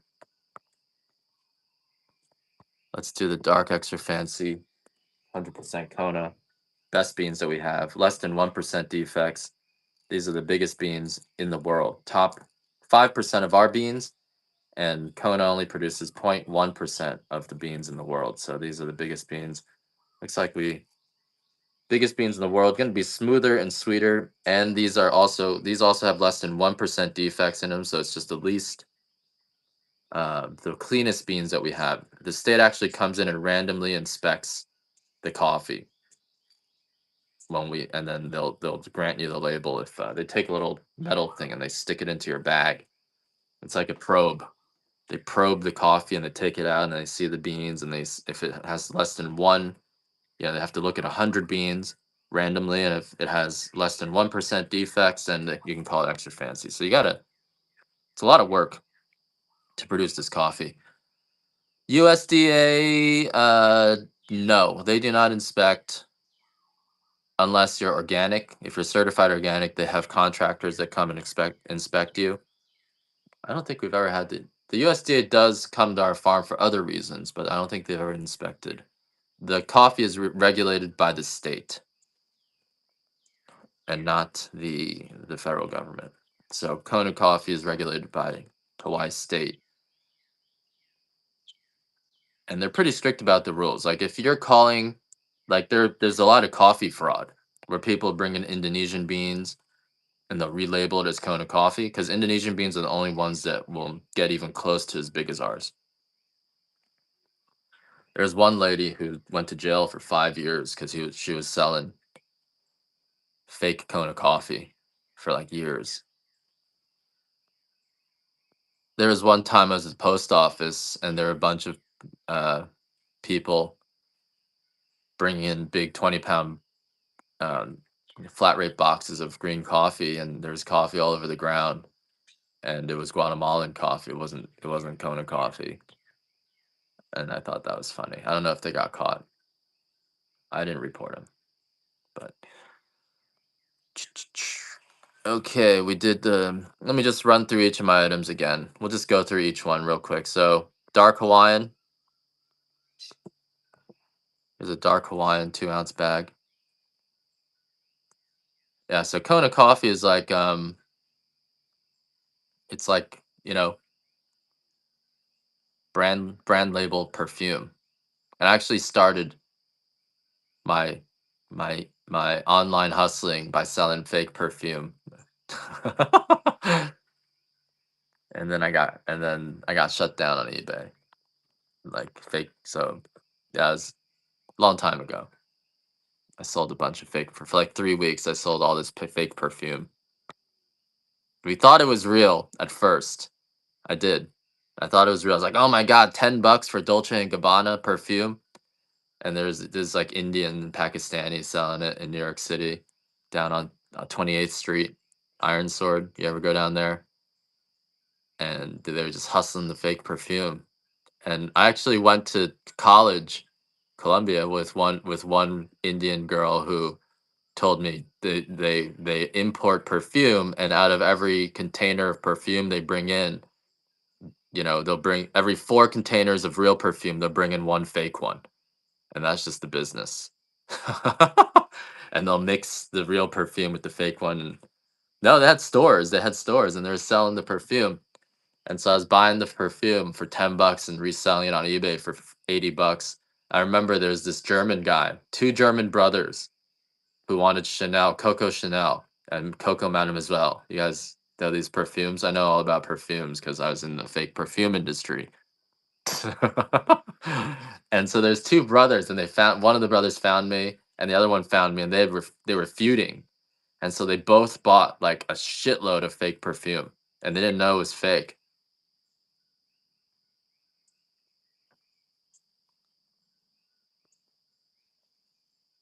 And they're like, don't tell my brother about, because I don't want him to know about this perfume. I was like, I won't tell him. And so they both bought like a shitload of fake perfume, and so that's what happens when brother fights brother. You both get ripped off by the Chinese guy.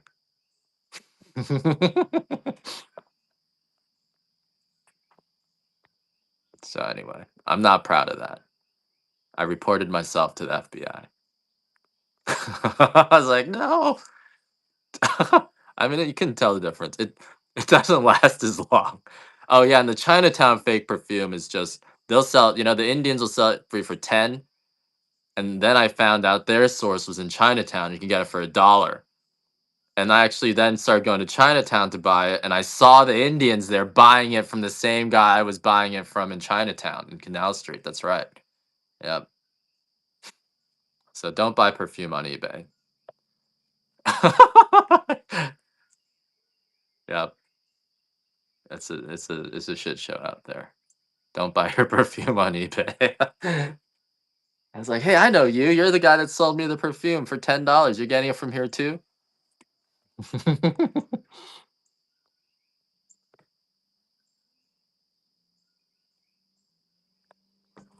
All right, next item, we'll do another extra fancy medium, 2 ounce sampler here.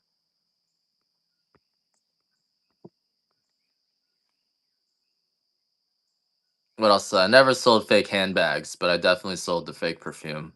Dolce and Gabbana, the blue one. He has D&G and Coco Mademoiselle. That smells nice. You guys, anyone use the Coco Mademoiselle with the beige pink box and the Coco, uh, and then Chanel number one.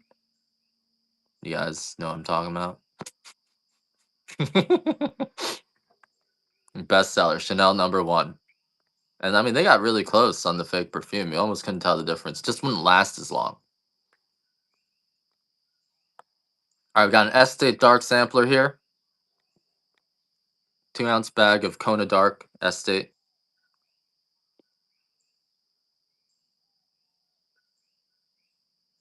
And the Estate combines the top 4 grades. So it has about 25% of his extra fancy, 25% is fancy, number one. And then Prime is the first grade of coffee. Run a few of these. Just a 2 ounce sampler of the Estate Dark. So that was when I was 20. I was selling fake perfume with my buddy, whose dad was like the president of the Federal Reserve. He just wanted to make money as the son. So we were out there selling fake perfume.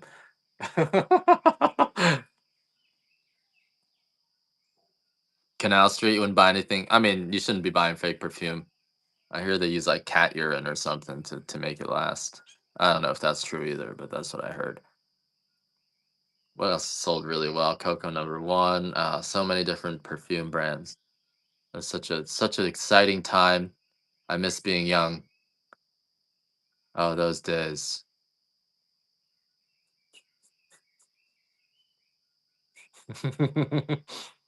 Oh, those days.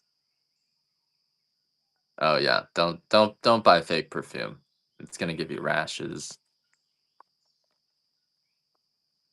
Get the real stuff or don't get any at all. Go to Ross stores. Their perfume's real. Okay, that was our Estate Dark. I got a Peaberry Dark. So I learned my lesson. Don't sell fake perfume.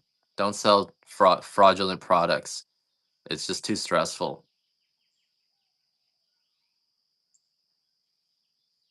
Here's the Peaberry, 2 ounce Peaberry Dark. Um, Smoothest, richest coffee. Oh, no worries. You don't have to thank me. I'm doing the giveaways for me, not for you.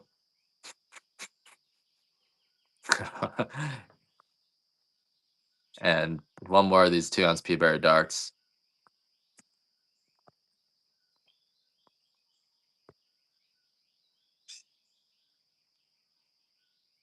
Hurricane Ditka. Hurricane Ditka.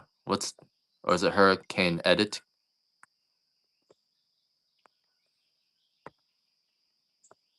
Hurricane Ditka. What does that mean? All right, so that was I'll do one more of these. Where am I? Dark Peaberry at a $1 start. It's because I have the auction a little bit different. All right, one more of these Dark Peaberries, guys. Well, then I appreciate the appreciation. But see, that's what I'm playing off of, right? I'm giving you the free coffee, and now you appreciate me, and now you're gonna buy more copies. So I'm selfish. I'm taking advantage of the way you were brought up. I'm doing it for me. Mike Ditka. All right, there we go. Hurricane Ditka. Was that his like nickname? Hurricane Ditka.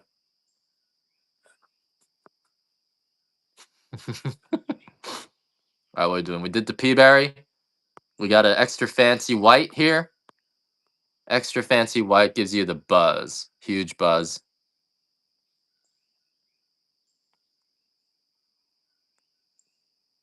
It gives you a really strong buzz. You're gonna be flying off the walls like me. But all sorts of stuff. Doctors. I hate doctors, Iron Sword. My dad was a doctor, so I have no respect for doctors because my dad was a doctor. I have an excuse. You should respect your doctor, right? But my dad was a doctor, so.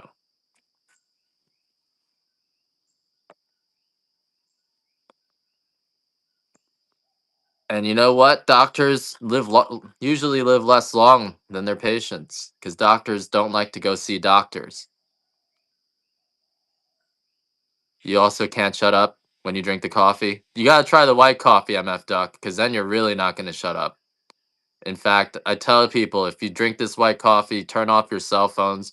Make sure you're not, go somewhere in the hills where where uh where you can't get in touch with anyone, where your phone doesn't work. Don't definitely, you don't want to be around your wife if you guys can't, if your wife is sensitive, you don't want to be around her when you drink this coffee because you're just going to be saying stuff and then at some point you're going to get in a lot of trouble.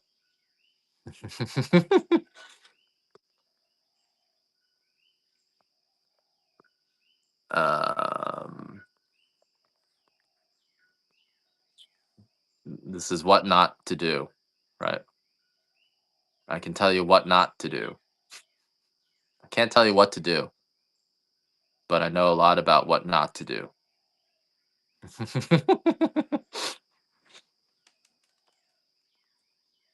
Whiteout conditions, a little bit like that. Yeah, I told you I had 2 cups of this. When I first started drinking this coffee about 3 months ago, within a week of starting it, my TikTok got suspended. I lost my e-commerce privileges permanently on my TikTok. My LinkedIn got suspended, or not suspended, completely restricted. So I had to start a new LinkedIn account. So yeah, you may want to be careful on this white coffee. Definitely, just as long as you know what you're getting into, right? As long as you know, I'm gonna be saying shit that maybe I shouldn't say. Just add that added layer of awareness, and um, and I think you'll be fine. But it is also really good for you, like in terms of makes how it makes your body feel. But the pay, the might be awesome with the joint. I wouldn't know these days because I haven't been smoking. Although I did tell you guys it caused me to relapse, right? I haven't, I quit weed and then I drank the white coffee and I relapsed. I bought one of those THCA vaporizers from the store and I was just sucking on that thing for 2, 3 weeks. So if you guys are trying to quit something, don't drink this white coffee. It's gonna screw you up. So I'm serious. Like if you guys are, recovering, whatever, you probably want to stay away from this because it will screw you up. I'm not allowed to talk about any other platform. Just keep that. I'm gonna keep that to myself, Sandon. I'm not gonna talk about it anymore. I don't want people to get upset. It's top secret. Yeah. They actually. So you guys remember the other day? One of you guys called me out because I had a vape that I just sitting there, and that same day the state went to the last vape shop that had the THC. I don't know this because I went back and tried to get another one. So thank God for the state. They seized all of their THC vape pens.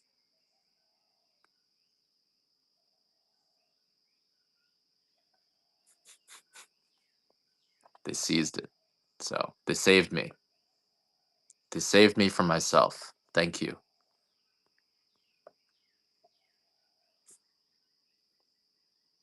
Trades. Like trading stocks. I'm terrible at trading stocks. It's for me it's just gambling. Anytime I win, I'll double down and I'll leverage it 100 times. I was trading stocks in New York once and I put like $1 million into one stock because I only deposited 10,000, but you do 100 to 1. And the guy called me up. This guy Charles Kim. He was like, "Are you fucking crazy?"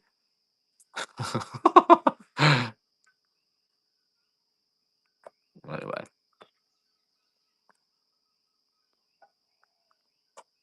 All right, I got some cacao nibs. What are cacao nibs? Cacao nibs are raw chocolate, chocolate in raw form, and these cacao nibs.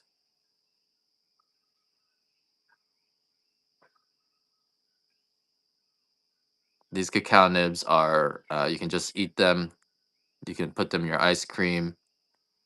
And I'm sorry, guys. That I don't know what's going on, but I'm having trouble reading. I don't even know what you guys are saying anymore. So I think I'm thank you Kimura. And I hope nothing I say here affects the way the coffee tastes. I think the only problem with this coffee is you have to come on and listen to me ramble, and sometimes I definitely get a little bit weird.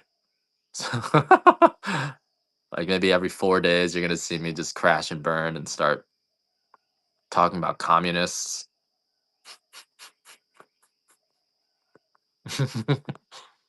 So there is that. That's the price of this coffee. Or you just hear me complaining about my wife. So thank you for tolerating that. It's the white coffee, the aliens. You know, if rockets were the best way to get around in space, don't you think the aliens would be using rockets? So obviously, it's not. Obviously, you don't see fart trails coming off the UFOs. Obviously, that's not the best technology. Come on, get with it, guys. All right, let's do no takers. You guys are here for the coffee. Let's do a. I'm gonna run through my other ones to samplers. So we'll get to the light. We're gonna do a medium pea berry now. Medium. The pea berry I showed you guys is a deformity in the bean. It happens at the tips of the trees. It's the rarest of all our coffees. At the store, at ABC store, they're selling 7 ounces of pea berry for $56.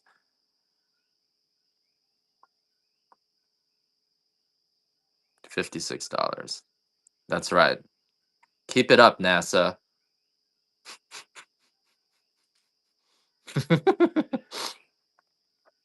Keep up the good work. Medium pea berry.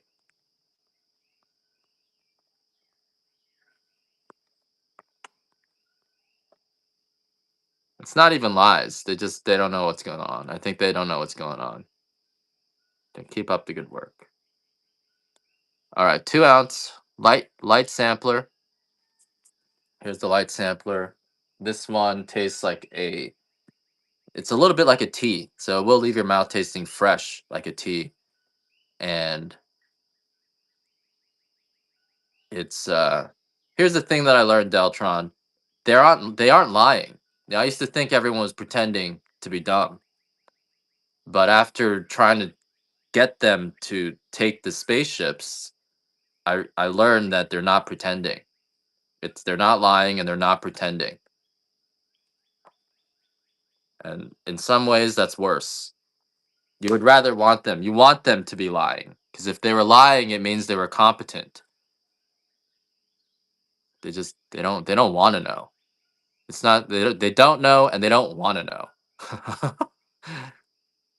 So, they're not lying though. At least they're not lying.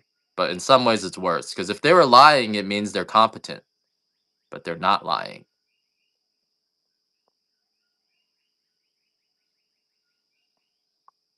Holistic benefits. What do you mean by that? Because you sell things with some holistic benefit has been hard for you to stream. Whatnot has maybe increased our business by 5 times. So way easier on Whatnot than. Oh yeah, but I can't sell it in a certain way. Like the white coffee, I can't tell you all the benefits. And it's not Whatnot restricting me. I'm preemptively restricting myself because I don't want to get suspended. So I don't.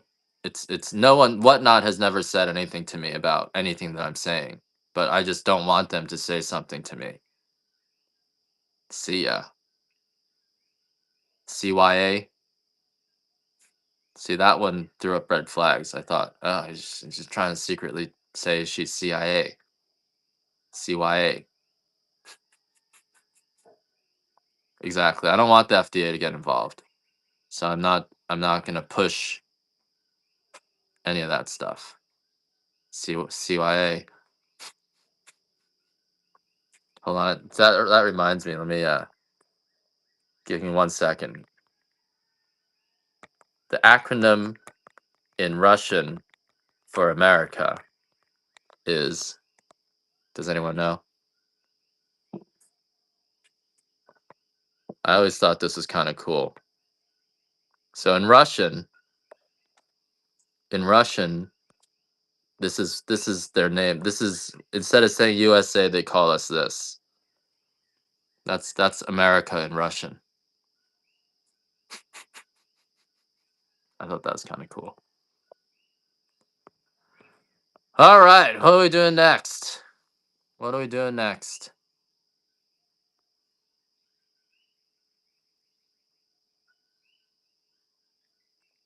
What are we doing next?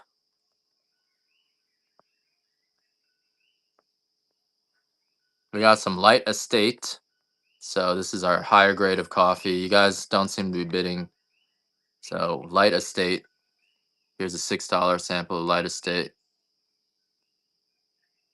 I think they wanted to see if I was actually selling drugs, but that was my biggest sales day up to that point, was after the FBI visited my farm. They were really friendly, so I really respect the FBI. But they came to my farm and they said someone told them that I was teaching Palestinians to build bombs. And when they saw me, they're like, I don't believe them. They actually told me who told them. They gave me the names of the people who told them that. One of them was a lawyer for Fox News. It just completely destroys. I'm just so disappointed in this country. So disappointed. I was like, I'm an electrochemist. That's what I said to him. Like, I don't even know how to build bombs. I know how to deactivate bombs. They started, by the end of that interview, they couldn't stop laughing.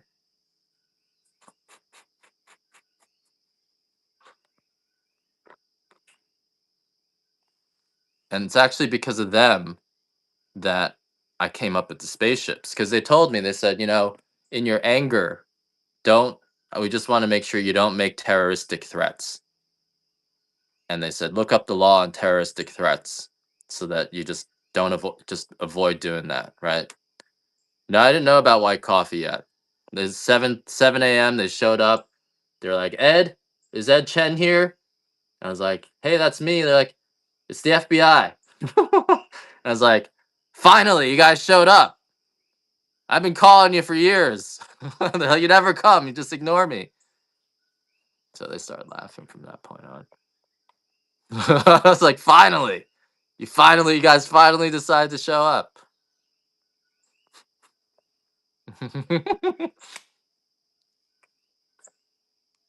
Light estate coffee here. You want to try the white coffee? Let me run that next. And so don't make terroristic threats in your anger, and look it up. Look up the law. So I looked up the law on terroristic threats, and the law was, if you tell somebody that you're gonna fly your spaceships over their city and destroy it, that's not a terroristic threat because it's not credible. To be a terroristic threat, it has to be credible. So I started telling everybody, I'm gonna take my spaceships and fly them over your city and destroy it.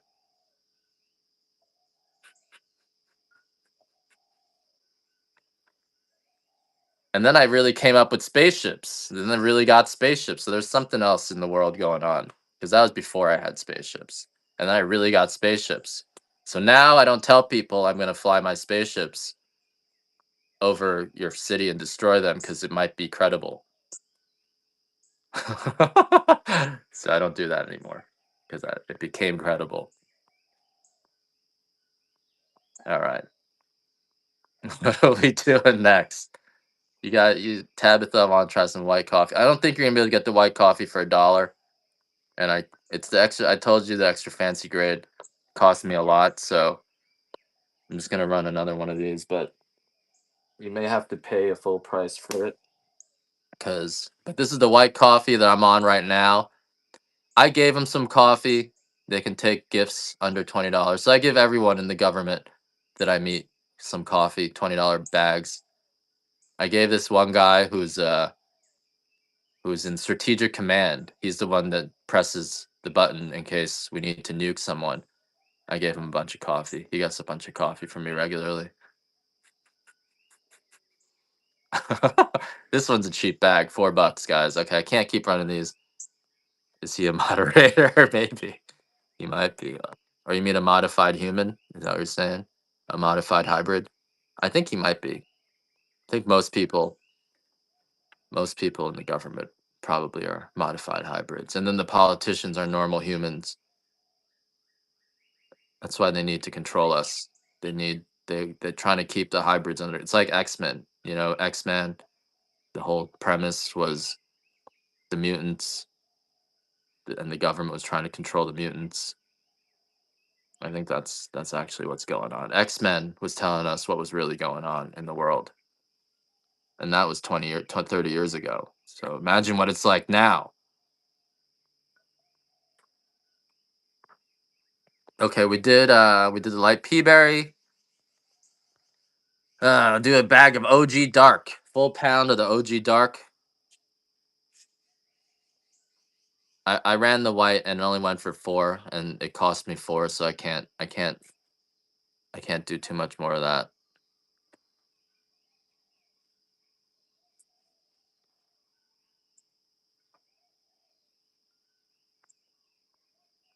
One of my buddies thought he had implants in his head, and I think he was just crazy.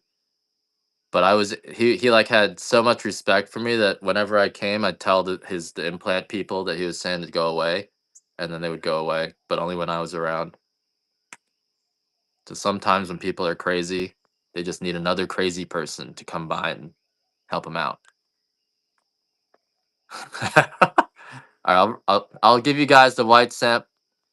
I mean, I can do it. $6 is like I'll do a bunch of these for $6, but like this is I usually do them for 8. $6 is absolutely the lowest I can go for them. So if you want the white sampler, oh, this is a dark. I'm sorry, I did that wrong. See, I'm retarded right now. Worms in their brain. Yep.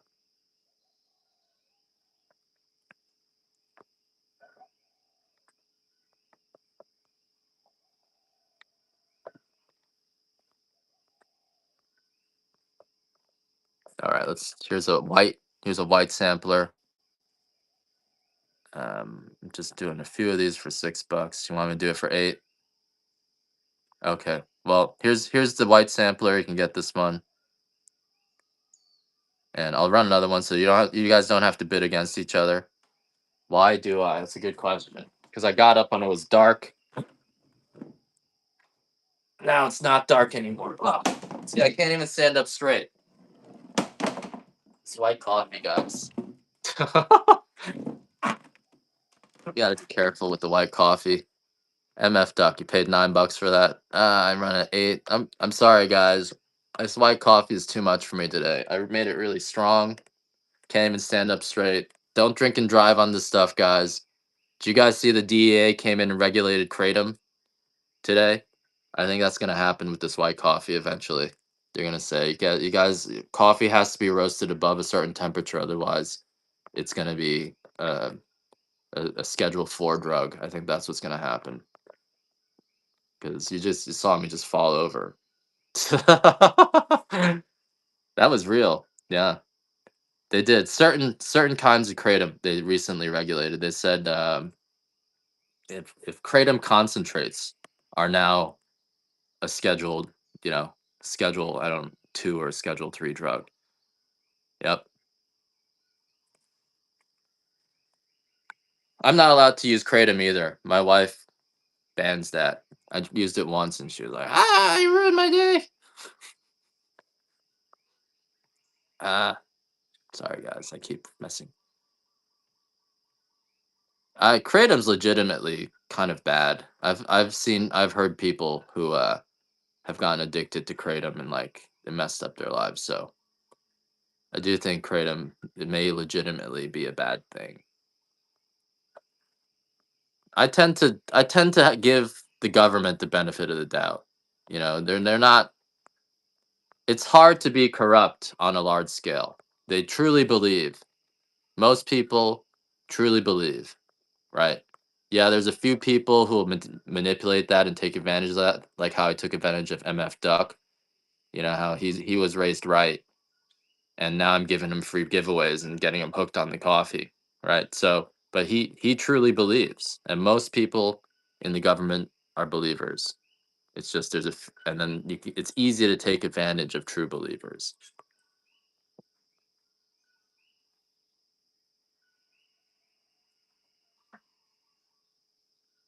You know, psilocybin may heal the brain, but you take too much of that stuff, and you might jump off a bridge.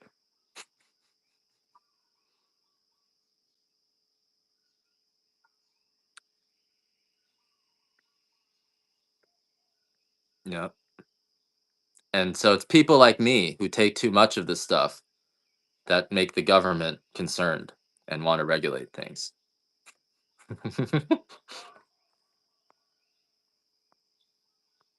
Because, you know, if your kid is like me and they overdose on something, jump off a bridge, and you're a government guy, you're like, oh, we need to get rid. That's pretty bad. And it doesn't matter if it heals the brain. My kid just jumped off a bridge. All right, guys, last chance to get the white. Hillbilly. Good to see you. Uh, Hillbilly, you gotta be careful. They're heroes on this feed. We did a poll yesterday, and we thought that this was like a free zone for villains, but there are heroes on here, and the heroes stay quiet, but they're watching. So you gotta be careful what you say. It's not free. It's not free here, guys. I know it seems like it might be free, but it's not. You tell him, all right. Your cousin is probably in the government, so.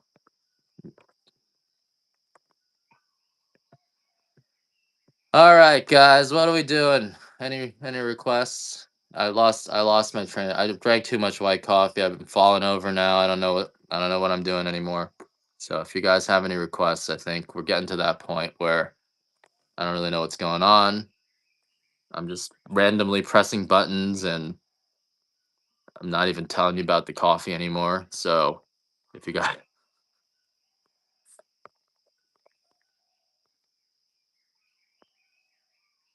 I never had one. That's right. Never got on that train to begin with. That's a good way to live. Trust nothing. You know, whenever people say nothing or no one, I think they're talking about me. So it's like no one knows when the war is gonna end. No one knows why we get cancer. No one knows why people commit suicide. I think you guys are talking about me because I know.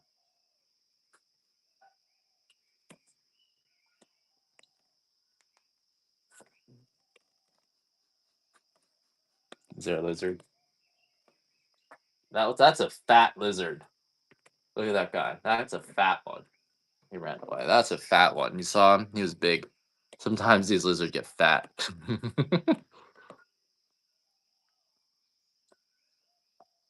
All right, guys. What are we doing? Why don't we do a quick let's do an auction on our Hawaiian Dark. Here's a 12-ounce bag of the Hawaiian Dark. I'll give you guys a $1 start, see how it does. Full 12-ounce bag here. I'm really sorry. My wife's dad committed suicide, and I know it was induced. But now you're just gonna think I'm crazy. And then in the same month. So after I ran against this guy, right in the same month, my wife's dad committed suicide. My uncle got fell into a coma and died 3 months later, and my aunt committed suicide, and she was with my uncle, and she hung herself. So that's not a coincidence. It's not a coincidence. and it's a tough subject that no one really wants to delve into, because if something like that happens, you just want to move on. But it was not a coincidence.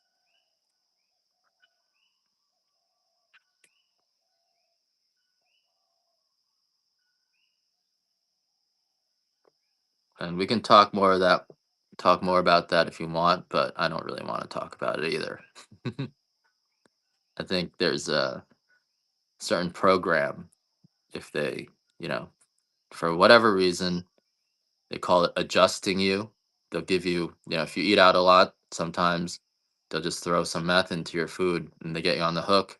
And then when they pull the meth or whatever it is they're using, that's when the danger zone starts. So,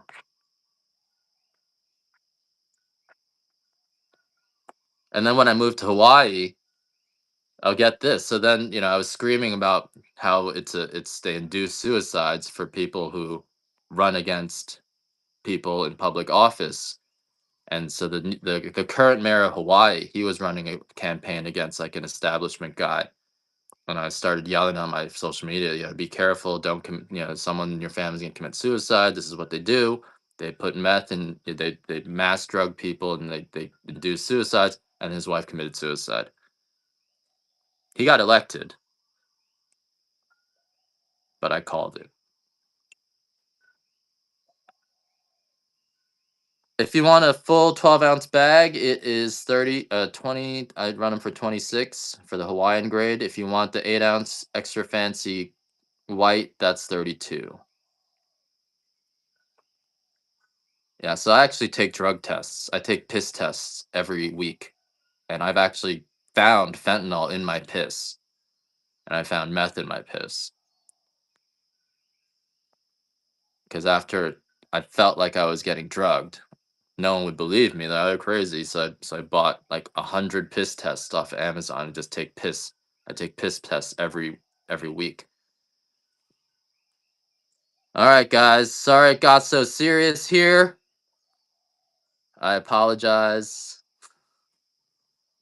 I think it was the takeout. I think certain restaurants will do that to you. And I was shouting about that, and the FBI actually busted a bunch of restaurants down on the boardwalk for putting drugs into the food. That was about 3 years ago. So I think that was me. And then I had this one guy who was working for me, and he was a drug dealer. His family were drug dealers, and he had run away from North Carolina. And he was working for me, and every time he made me dinner, I would feel like I ate some MDMA. So I'm pretty sure he did something. He wasn't a meth head. He was just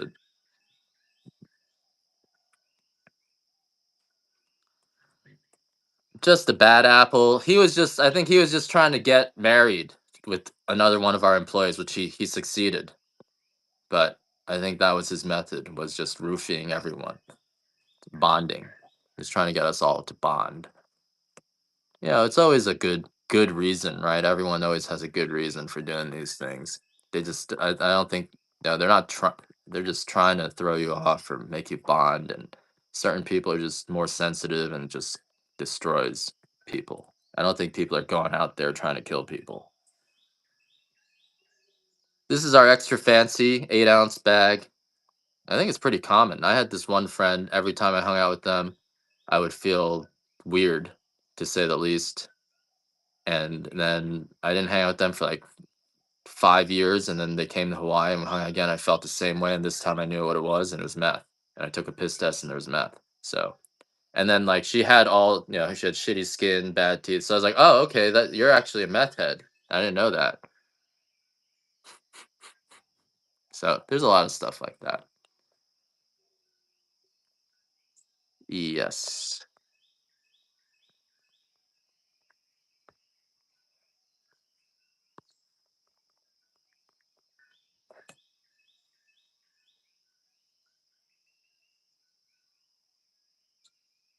Yeah, that's a big problem, right? It's that desensitization. This white coffee's got me, guys. I'm sorry. This white coffee's got me. I got. he seemed like someone that already lost his mind, but maybe before. You know, they target specifically violent people, you know, fighters, veterans, anyone that they think, you know, might be violent for the society. And so when you reintegrate into civilian society, they use these drugs to try to fish out potential criminals, potential, you know, rapists, things like that. So there is a legitimate reason for doing it from if you're coming from that other perspective, but the consequences of it are far reaching in the entire society. I think a lot of it induces a lot of crime and just other, yeah, they watch the person who they target. I do have some dark coffee. Yep. Let me give you some dark coffee here. Here's a 12-ounce bag of our Hawaiian dark.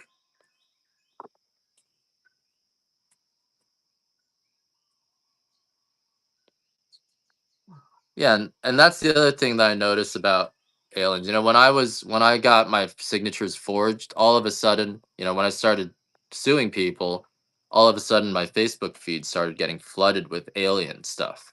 And that's how they discredit somebody, right? So, you know, if you're suing somebody and now all of a sudden you start talking about the aliens that you're seeing on your face, yo, not much. Still trying to get some cash together. Not easy. What are you up to? Nice. That's what we all gotta do. All right, man. Good seeing you. Yeah, for a good farmer like me.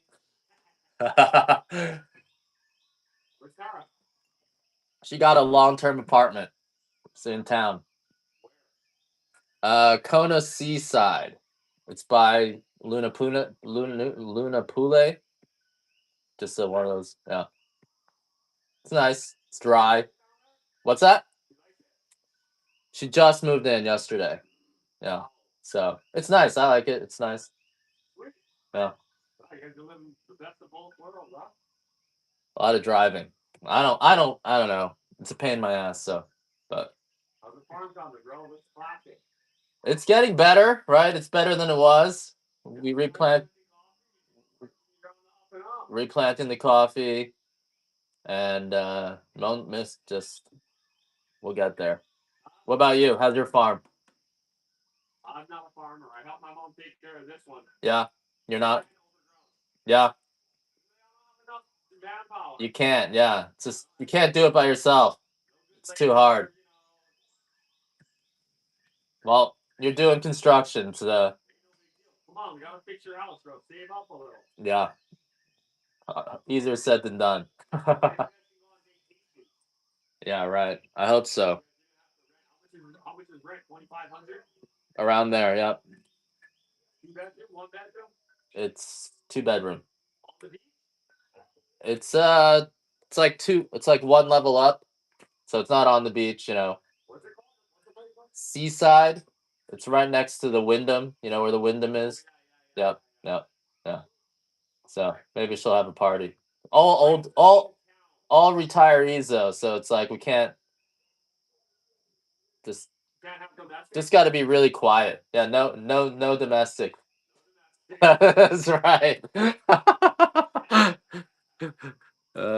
Crack me up.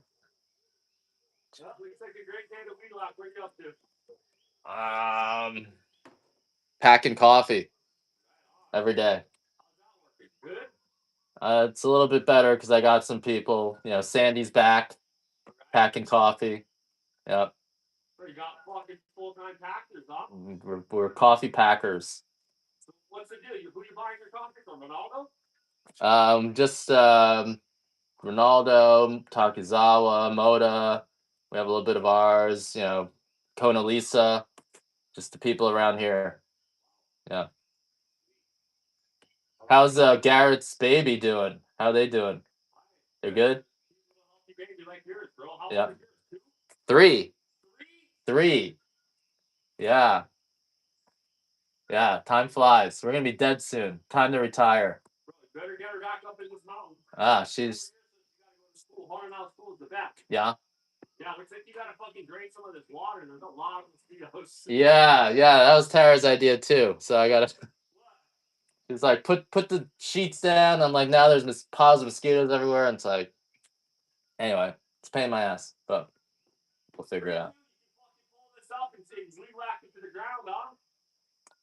I think we're gonna leave it on, just forever. No, it'll overgrow. Just fucking mosquito hater, bro. Yeah. Outbreak around here. Yeah, no, you're right. I got the mosquito bits. Trying to throw that on, but I'm gonna poke holes on those puddles so we can drain them. A lot of stuff to do. The lifestyle. Yep. You gotta get your wife back up. You gotta make this house so she can live here. A little bit easier to work without her here, honestly. So I don't know, but yep. We'll build you a little freaking man den over here in the corner. Yep. So comfortable for when you have to, you know. Put it down there. Get me a container. I'll live in the container. With the electricity. Yep. Yep. That's right. So fine. That's right. Yep. Too many mosquitoes. Okay, have a good day. All right, man. Have a good one.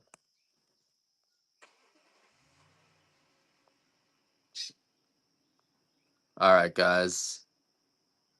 I got 3 more of these Kona estates. Someone asked me if I had plenty of the estates, so I got 3 more of these. If you guys want these, this is the best deal right now is the dark estate. That was one of my buddies, Jake.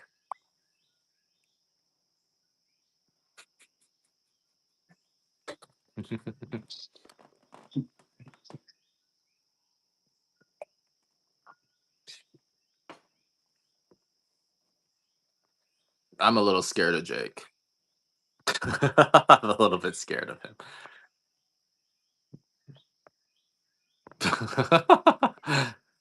All right, what are we doing next? But I like people who scare me. That's always been my thing. Jake from State Farm, literally. He's part of the State Farm. He is. That's why I'm a little bit scared of him.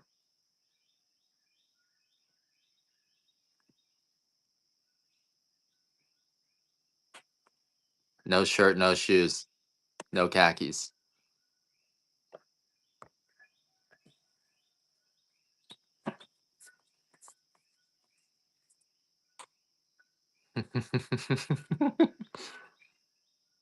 Mm. The white coffee gets better as it sits. That's another way you can know your coffee's good. If your coffee tastes good even after it's been sitting for a while. Oh shit, that's my Hawaiian Couture. I better not sell that. I don't have much of that. I gotta take stock of that. And that's how you know, if your coffee's good coffee. If you let it sit and cool and it still tastes good after it's cooled down and been sitting for a while, then it's good coffee. If you let your coffee sit and it starts getting nasty and more kind of ashy, then that's not really great coffee. And again, I definitely encourage you guys to try coffee. I use so much of it, man. I grind it to a powder. I use an entire 2-ounce bag. So look, this is how much coffee I use for 1 cup. So that's why my white gets so dark. Because I grind it into a powder and then I use a full 2-ounce bag of it. But that's why I'm so that's why I fall over. That's why I fell over before. And I'm wired and so you guys see it live. You guys see what it does. I do feel like white coffee can replace alcohol. Like if you go out and need a social lubricant, you just drink a big cup of white coffee like this. You don't need to drink. You're just gonna be going around talking to people. 2 lizards. Yesterday, a lizard pooped on me. I was a little bit upset about that. These are our lights. This will also give you a buzz. And this light roast is probably my favorite one because it's it's just so tasty. It's nice and sweet. It's it gives you a nice strong buzz. Originally, this was the white coffee doesn't really taste like coffee. It tastes nutty. The light coffee still tastes like coffee, so it's a different taste. White coffee is nutty, and whereas the light coffee, tiny bit of nuttiness, but white coffee doesn't taste like coffee, so it does have a different, much different flavor to it. What are we doing next? I got some chocolate covered mac nuts. I'm selling you these at my cost, which is still high because I don't want to sell these anymore. So I have exactly 14 of these left if you guys want them. They come in this nice retail packaging, unlike my other products. It's actually nice. And it is a very, this was just made, I think, 3 weeks ago. So it's super fresh too. Mm. You don't have to big these up. I'm just going to run them at 16. I only have 14 of them left. You can bid for it if you want. But I'm not selling these anymore. After this, I'm not buying more. They're too expensive. I have to charge like $30 to make money on these. So I only have like 14 of these left. They're really good. You can tell the chocolate is fresh. It's got that velvety smoothness to it. It tastes like a high class chocolate. It doesn't taste like your old rubbery chocolate. It's it's 100% Hawaiian chocolate.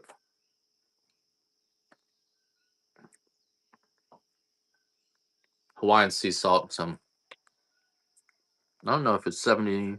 No, it's a dark chocolate, but it doesn't taste like dark chocolate. Our dark chocolates taste don't have the bitterness of a dark chocolate. It's kind of fruity. So made by Manoa Chocolate Company. Hawaiian chocolate is the most expensive chocolate in the world.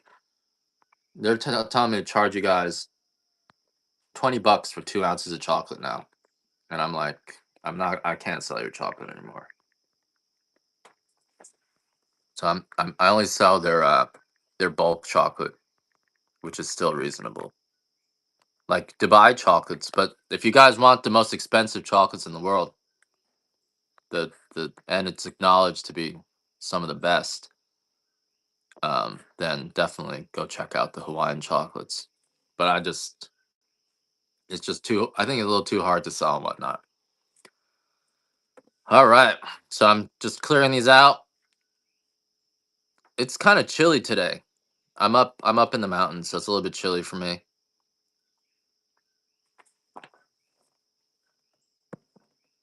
And mac nuts are actually anti-inflammatory too. Mac nuts have omega-3s in them. Everyone's jealous until they start weed whacking and having to haul the trash. And then my wife's like, I want to move back to New York City. I'm like, we're never going back there.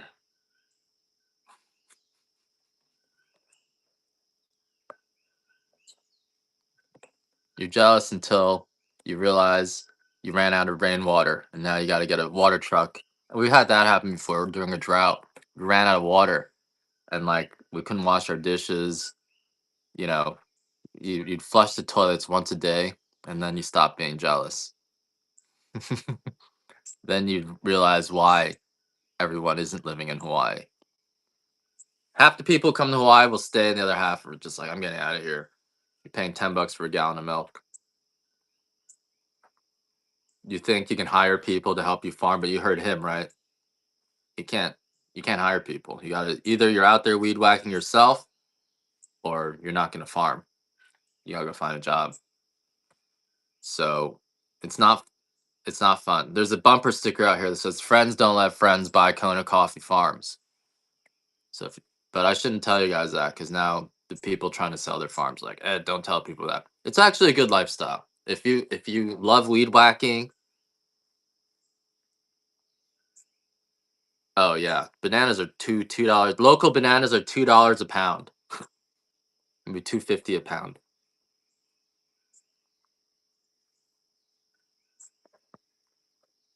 I would say it's comparable to California. Definitely eat a goat.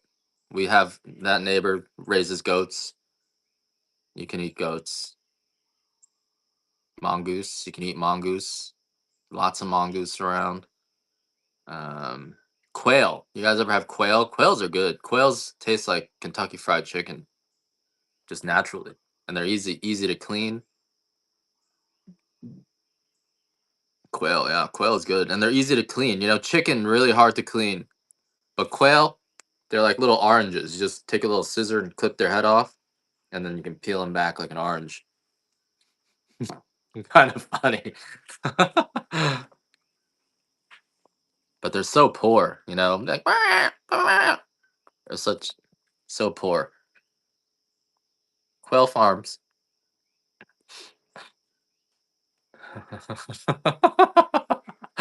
They are. They're like little oranges. So they're a little fat like this, and they have little heads. And you just take scissor and clip their heads off, and then you just peel them back like an orange.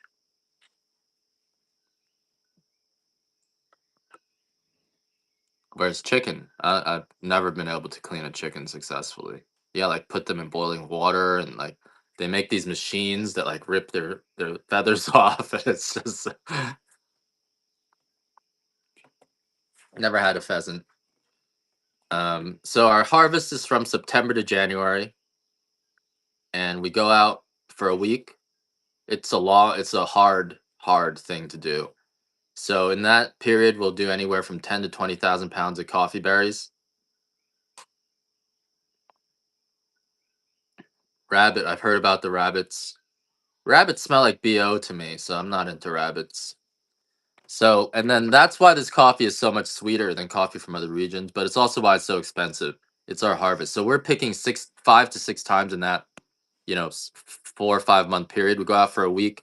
We run our hands along the trees and take only the coffee that falls off to the touch. Anything that doesn't fall off to the touch, we leave on the tree for another 3 weeks.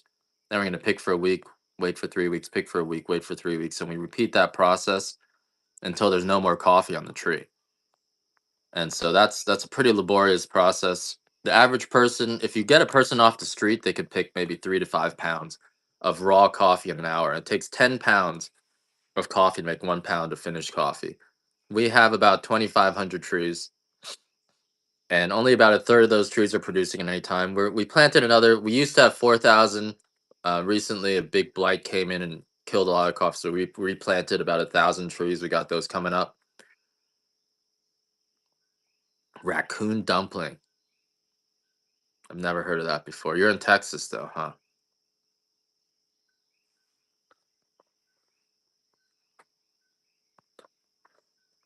I have eaten a mongoose.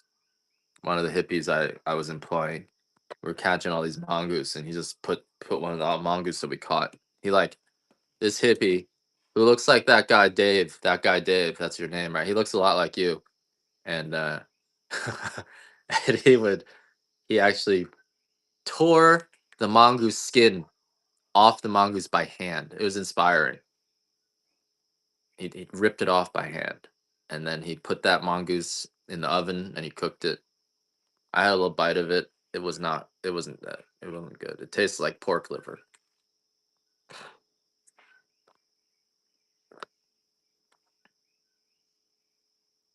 I don't know about raccoons. Yeah, duck is good, but I don't know if I'd want to eat a raccoon. They eat trash. You are what you eat. Duck is really good. Yeah. All right. So if you guys are just joining me, my name is Ed. I'm coming at you live from Rooster Farms on the Big Island of Hawaii, where we have this active volcano. This volcano is constantly replenishing the soil with micronutrients. So the beans here grow larger than beans from anywhere else in the world. And so if you've never had this coffee before, you're going to notice this coffee does not give you acid reflux, doesn't give you indigestion, doesn't give you the shits, doesn't make you run to the bathroom. And it's because of how ripe our coffee is. We pick all the coffee by hand, and we're paying our pickers $10 to $15 in a pound of coffee. So they're only picking, we let the coffee sit on the tree for 4 to 6 weeks longer than coffee from anywhere else in the world. I think I put some videos of that. The perfect coffee is just this purple. It looks like this drop of, I don't know, just a drop of purple sugar or brown sugar or molasses. It looks like a drop of molasses. And when you let the coffee ripen for that long, all the bitterness is gone, just like letting a banana turn brown or an apple turn brown. the level of sugars in that coffee have been allowed to develop to the point just completely different. Just like if you let a banana turn brown versus a ripe banana, right? A green, initially yellow banana, the amount of the banana tastes completely different. The even that in that initially ripe banana where it's got still got a little bit green on it, it's gonna leave that aftertaste in your mouth. Whereas when you let the coffee or banana turn brown, the amount of sugars are just exponentially greater. So this dark roast that I have here just tastes like a dark chocolate caramel. Absolutely no sourness, no bitterness in there. Won't give you any acid reflux. Won't hurt your stomach at all. You could drink cups and cups of this, and you're not usually won't get the jitters.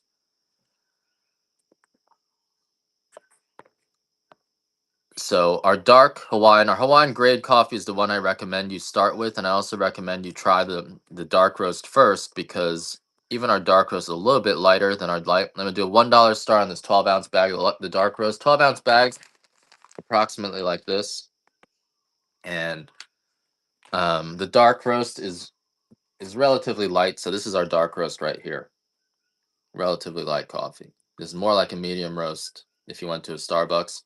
Flavor profile of this is like a toasted caramel with some cacao. So somewhat sweet. There's 650 coffee farms in Kona. I don't know. There's also coffee growers outside of Kona. I only know Kona. 650. And so some of the coffee here can still be sour and bitter. It depends a lot farm to farm.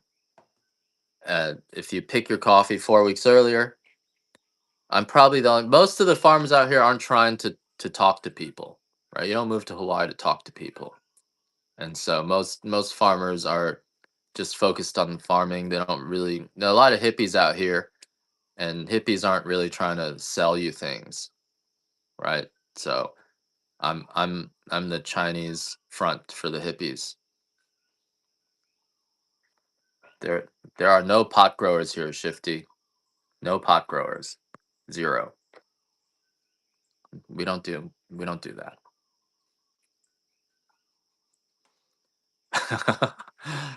12-ounce Hawaiian dark here. One more.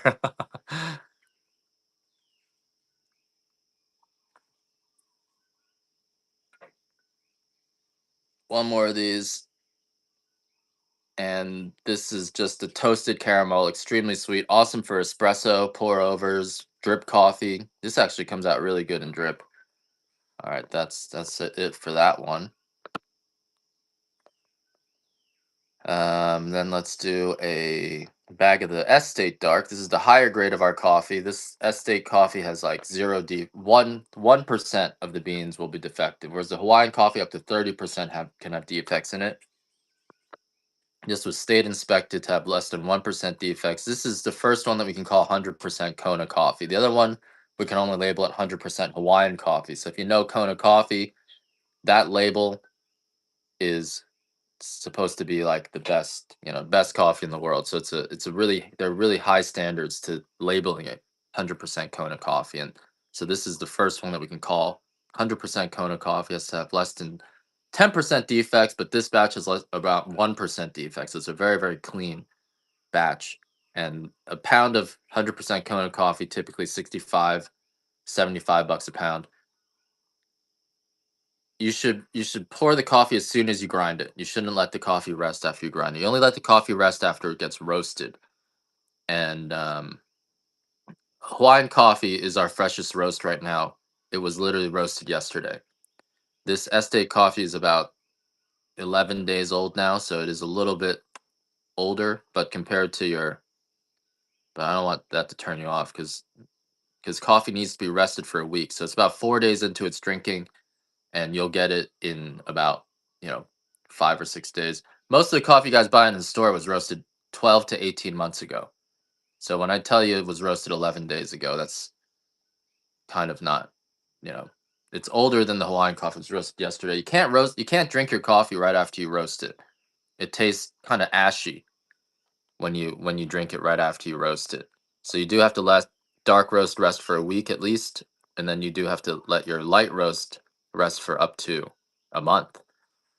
Light roast is interesting because It comes out of the roaster smelling. Here's a light Hawaiian here.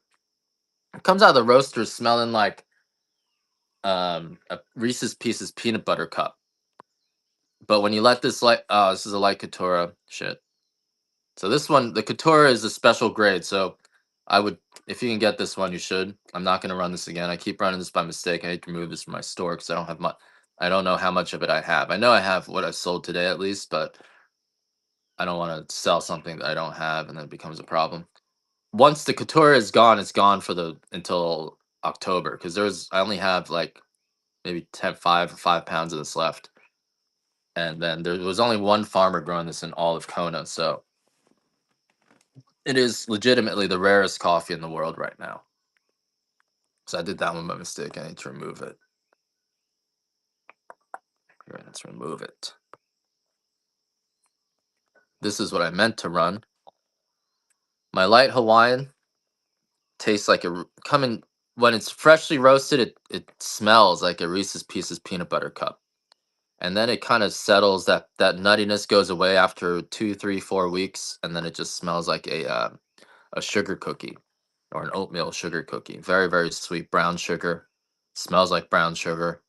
Unlike most light roasters, another dollar start. Unlike most light roasts, we our light roast is not sour. So a lot of times you go to Whole Foods and you get that specialty coffee, Ethiopian, single origin, hand picked, and they roast it light because they're supposed to roast these specialty high grade coffees light, and it just tastes like a lemon juice, and your stomach hurts, and you can't even taste any of the fruitiness because the acidity overpowers everything. Because our coffee is so ripe, because we pick only the deep reds, the purples, and the browns, compared to even other hand picked regions, we're letting our coffee sit on the tree for 4 to 6 weeks longer.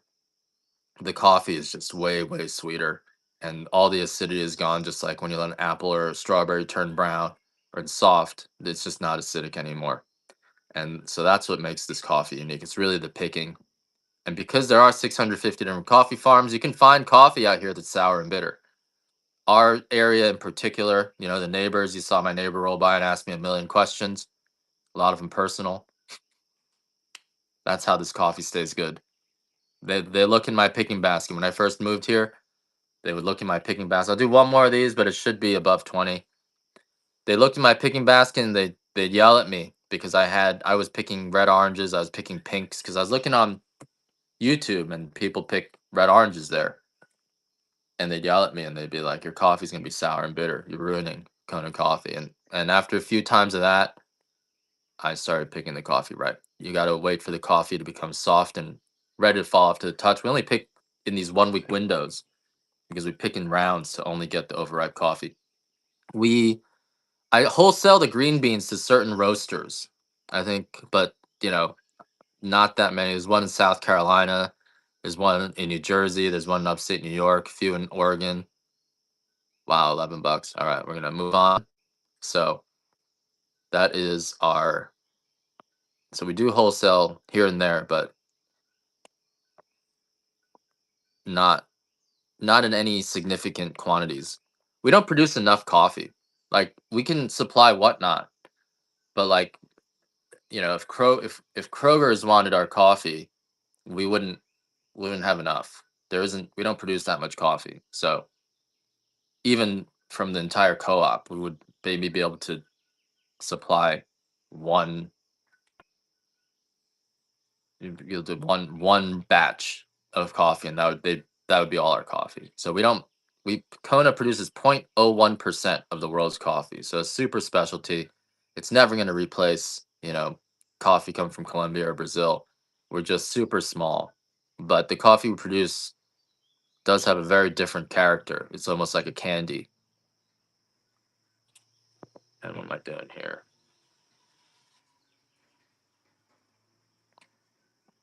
The white coffee, guys, is the strongest one of all of them. It has that all has the trigonally in it. So this one's the one that you should get. 3 pounds of our dark. Sure, I can do that. Um, the dark Hawaiian, I could do that. Commercial coffee growers, like big ones. I mean, there's large established ones that are maybe 100 acres, but super small. There is on Kauai Coffee, they're a commercial coffee grower, but most of the coffee is just family farms. Even the commercial we've had, no, there isn't. Not on this island. Kauai Coffee is the single largest coffee plantation in the world, but that's on another island. On Big Island, we don't have that. Our terrain is too rough. Everything's manual, so it's all relatively small. Even the biggest farms out here are like 100 acres. There was there were some hedge funds back before COVID who came out here and tried to buy 1,000 acres, and because they saw the price of the Kona coffee, they're like, we can make bank on this. But they planted the coffee, they got the coffee in the ground, but when it came time to harvest the coffee, um, they went bankrupt.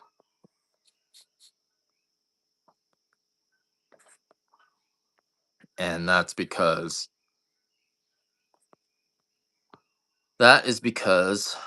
the coffee has to be handpicked by law, and we don't have the labor. You plant 500 acres of coffee,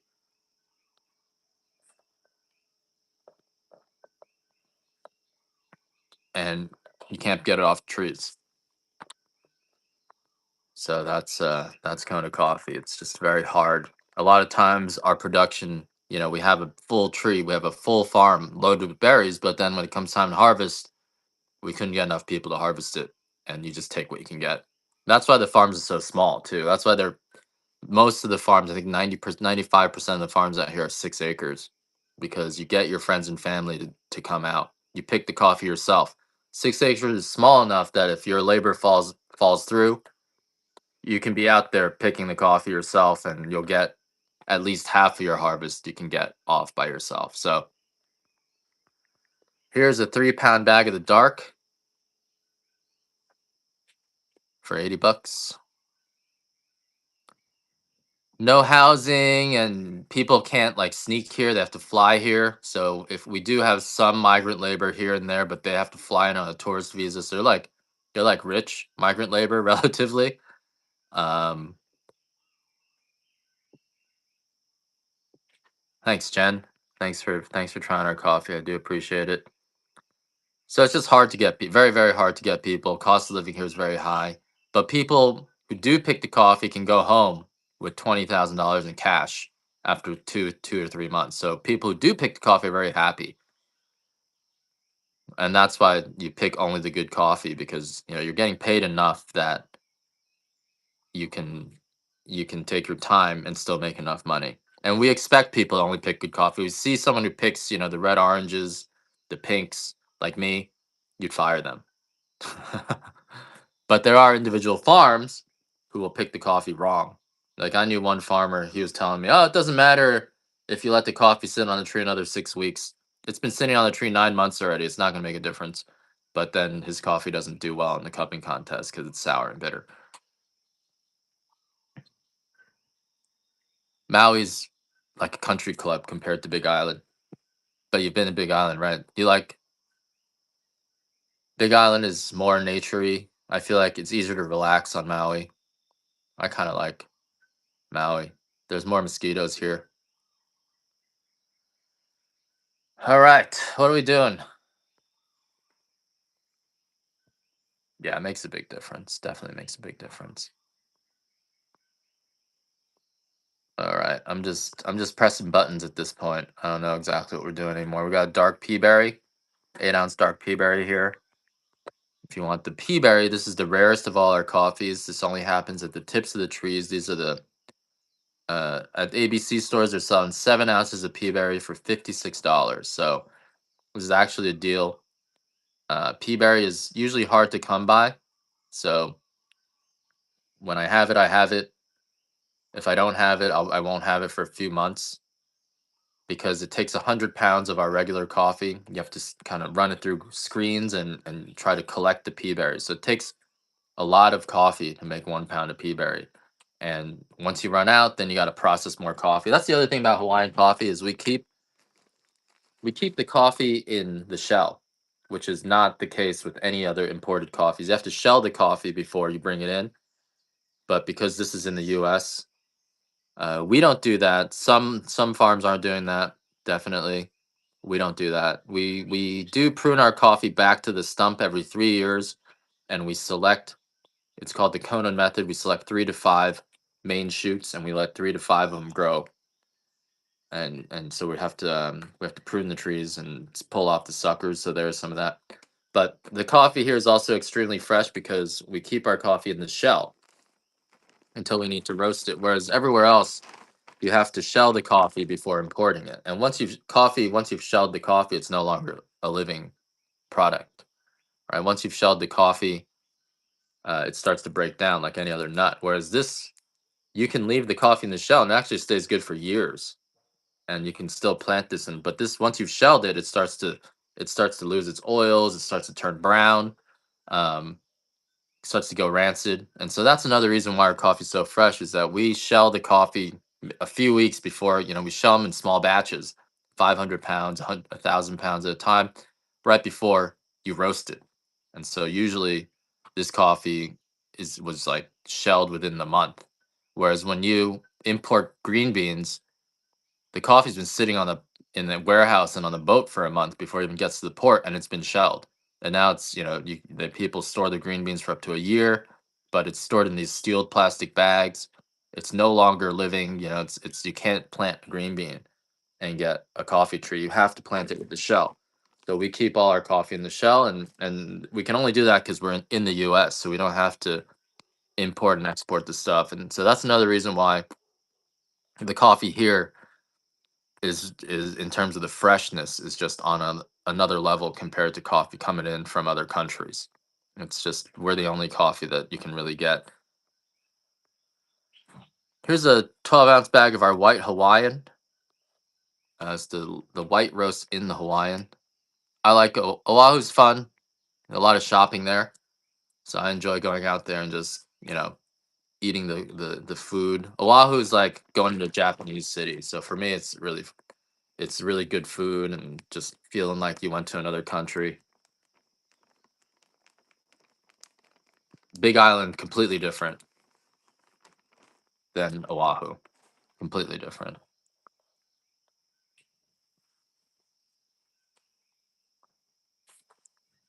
So next time you come out, you should check out Big Island. But it's not, there's no shopping. It's just raw nature out here.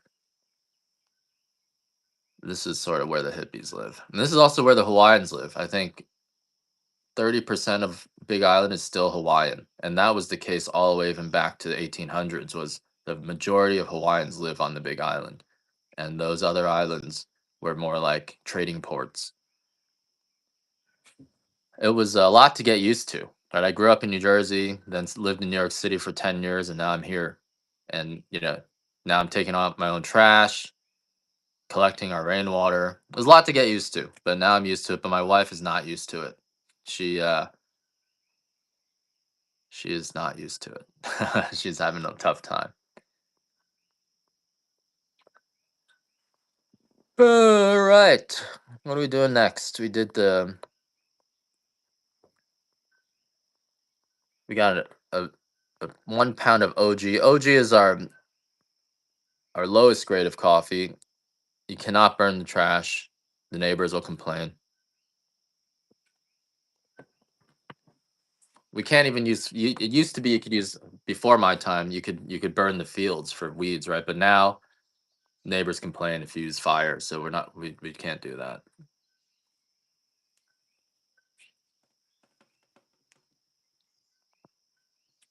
No worries. Ask me anything. I'm here to answer questions. I like Hawaii a lot. It's a great place to raise kids. Like it feels, it's the problems here are not like the problems in some places on the mainland. You get to know your neighbors. They're very friendly. Tends to be very friendly. It's tons of land, so even though there's meth heads everywhere, everyone has plenty of food. You can just eat bananas off the trees if that's really what you're doing. Even though there's meth heads everywhere, it's not too many meth heads. I feel like there used to be more, and most of them died.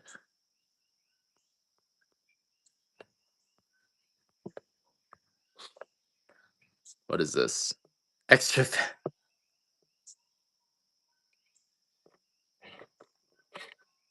extra fancy. Yeah, another time I told you guys how I had all this experience getting drugged.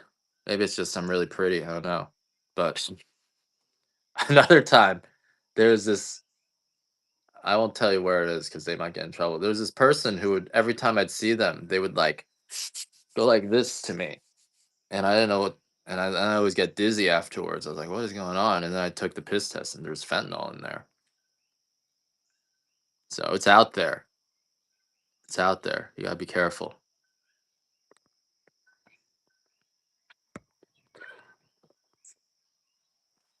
You're back. You're back. Welcome back. Where'd you go?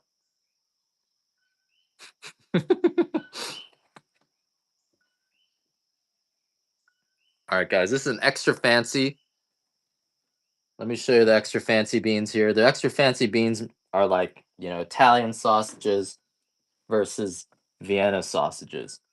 They're just the biggest beans that you could possibly get. $3. I got no more of these. Go fishing. So, extra fancy. This is even the biggest one. Regular bean. Looks like a little baby cousin. And the extra fancy beans get even bigger than that. There's some bigger, even bigger extra fancy beans. So extra fancy beans are the biggest beans that we produce.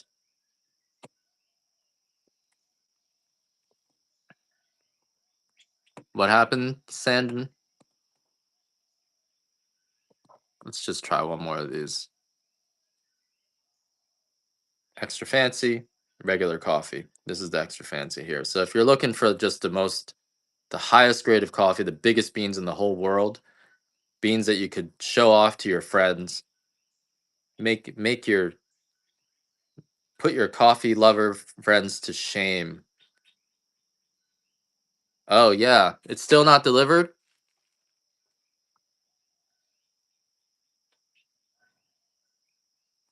Still not delivered, huh? I'll go ask them about it. They hate me because I just give them too much work. I used to be able to go to the Captain Cook post office, but they pushed me off to the Kaleakakua post office. And the Kaleakakua post office will take our mail, but they give me a sour face every time. They're like, "Oh, it's so much work." So then now I take it down to the main one in Kona, and they're nice about it there, but I don't know how long that's gonna last. I don't know what I'm gonna do after that post office starts rejecting me. I don't think they will though. They're a big one, but the local ones, I have to drive an hour to the post office now, 45 minutes. Because the one that's 15 minutes away, they're too small to handle it. They're like, there's only two of us here. It takes us an hour to process your mail. We can't do it, Ed. I'm like, I understand. It's all right. I'll go to the next one. So extra fancy beans here. That's the difference. Let's do an extra fancy medium and extra fancy dark. And the bigger beans, flavor profile is still similar to your regular Hawaiian beans. It's just going to be kind of buttery and smooth. Has not moved. Yeah, if you guys want to pitch tents,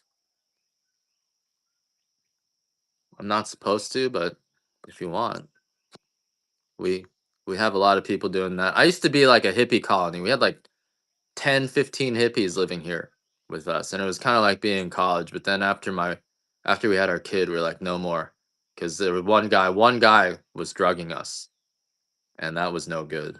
And so after that, I kind of got really turned off by that. It was a lot of fun, but then that one guy and one girl, they were just putting drugs in the definitely putting fentanyl. I caught them with the fentanyl and the MDMA, and I think they're putting meth because I know, like, I've done every drug, so I know when I'm being drugged, and I knew every time I eat with this guy, I feel like I'm about to roll, and that's not good because I don't want to be drugged if I don't know it. And the pedo, oh yeah, that guy, oh god, he was also a bestie. He was also a bestie, more a bestie. I don't think he ever like, but yeah, he still lives here. He still lives here.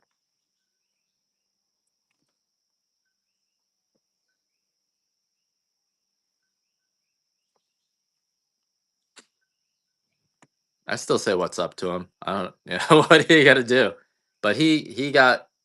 I think someone set him up where he went riding on a motorcycle in the dunes, and he wasn't just a pedo. He was like cheating on his wife. He was like a player with other people's girlfriends. So he made a lot of enemies. And then I think someone set him up, and he went bike riding on these dunes, and the bike, like, something failed on the bike that he borrowed, and he like cracked his neck, and so he's paralyzed from the neck down now. No violence, guys. No violence. And no, come on, guys. It sounds good in theory.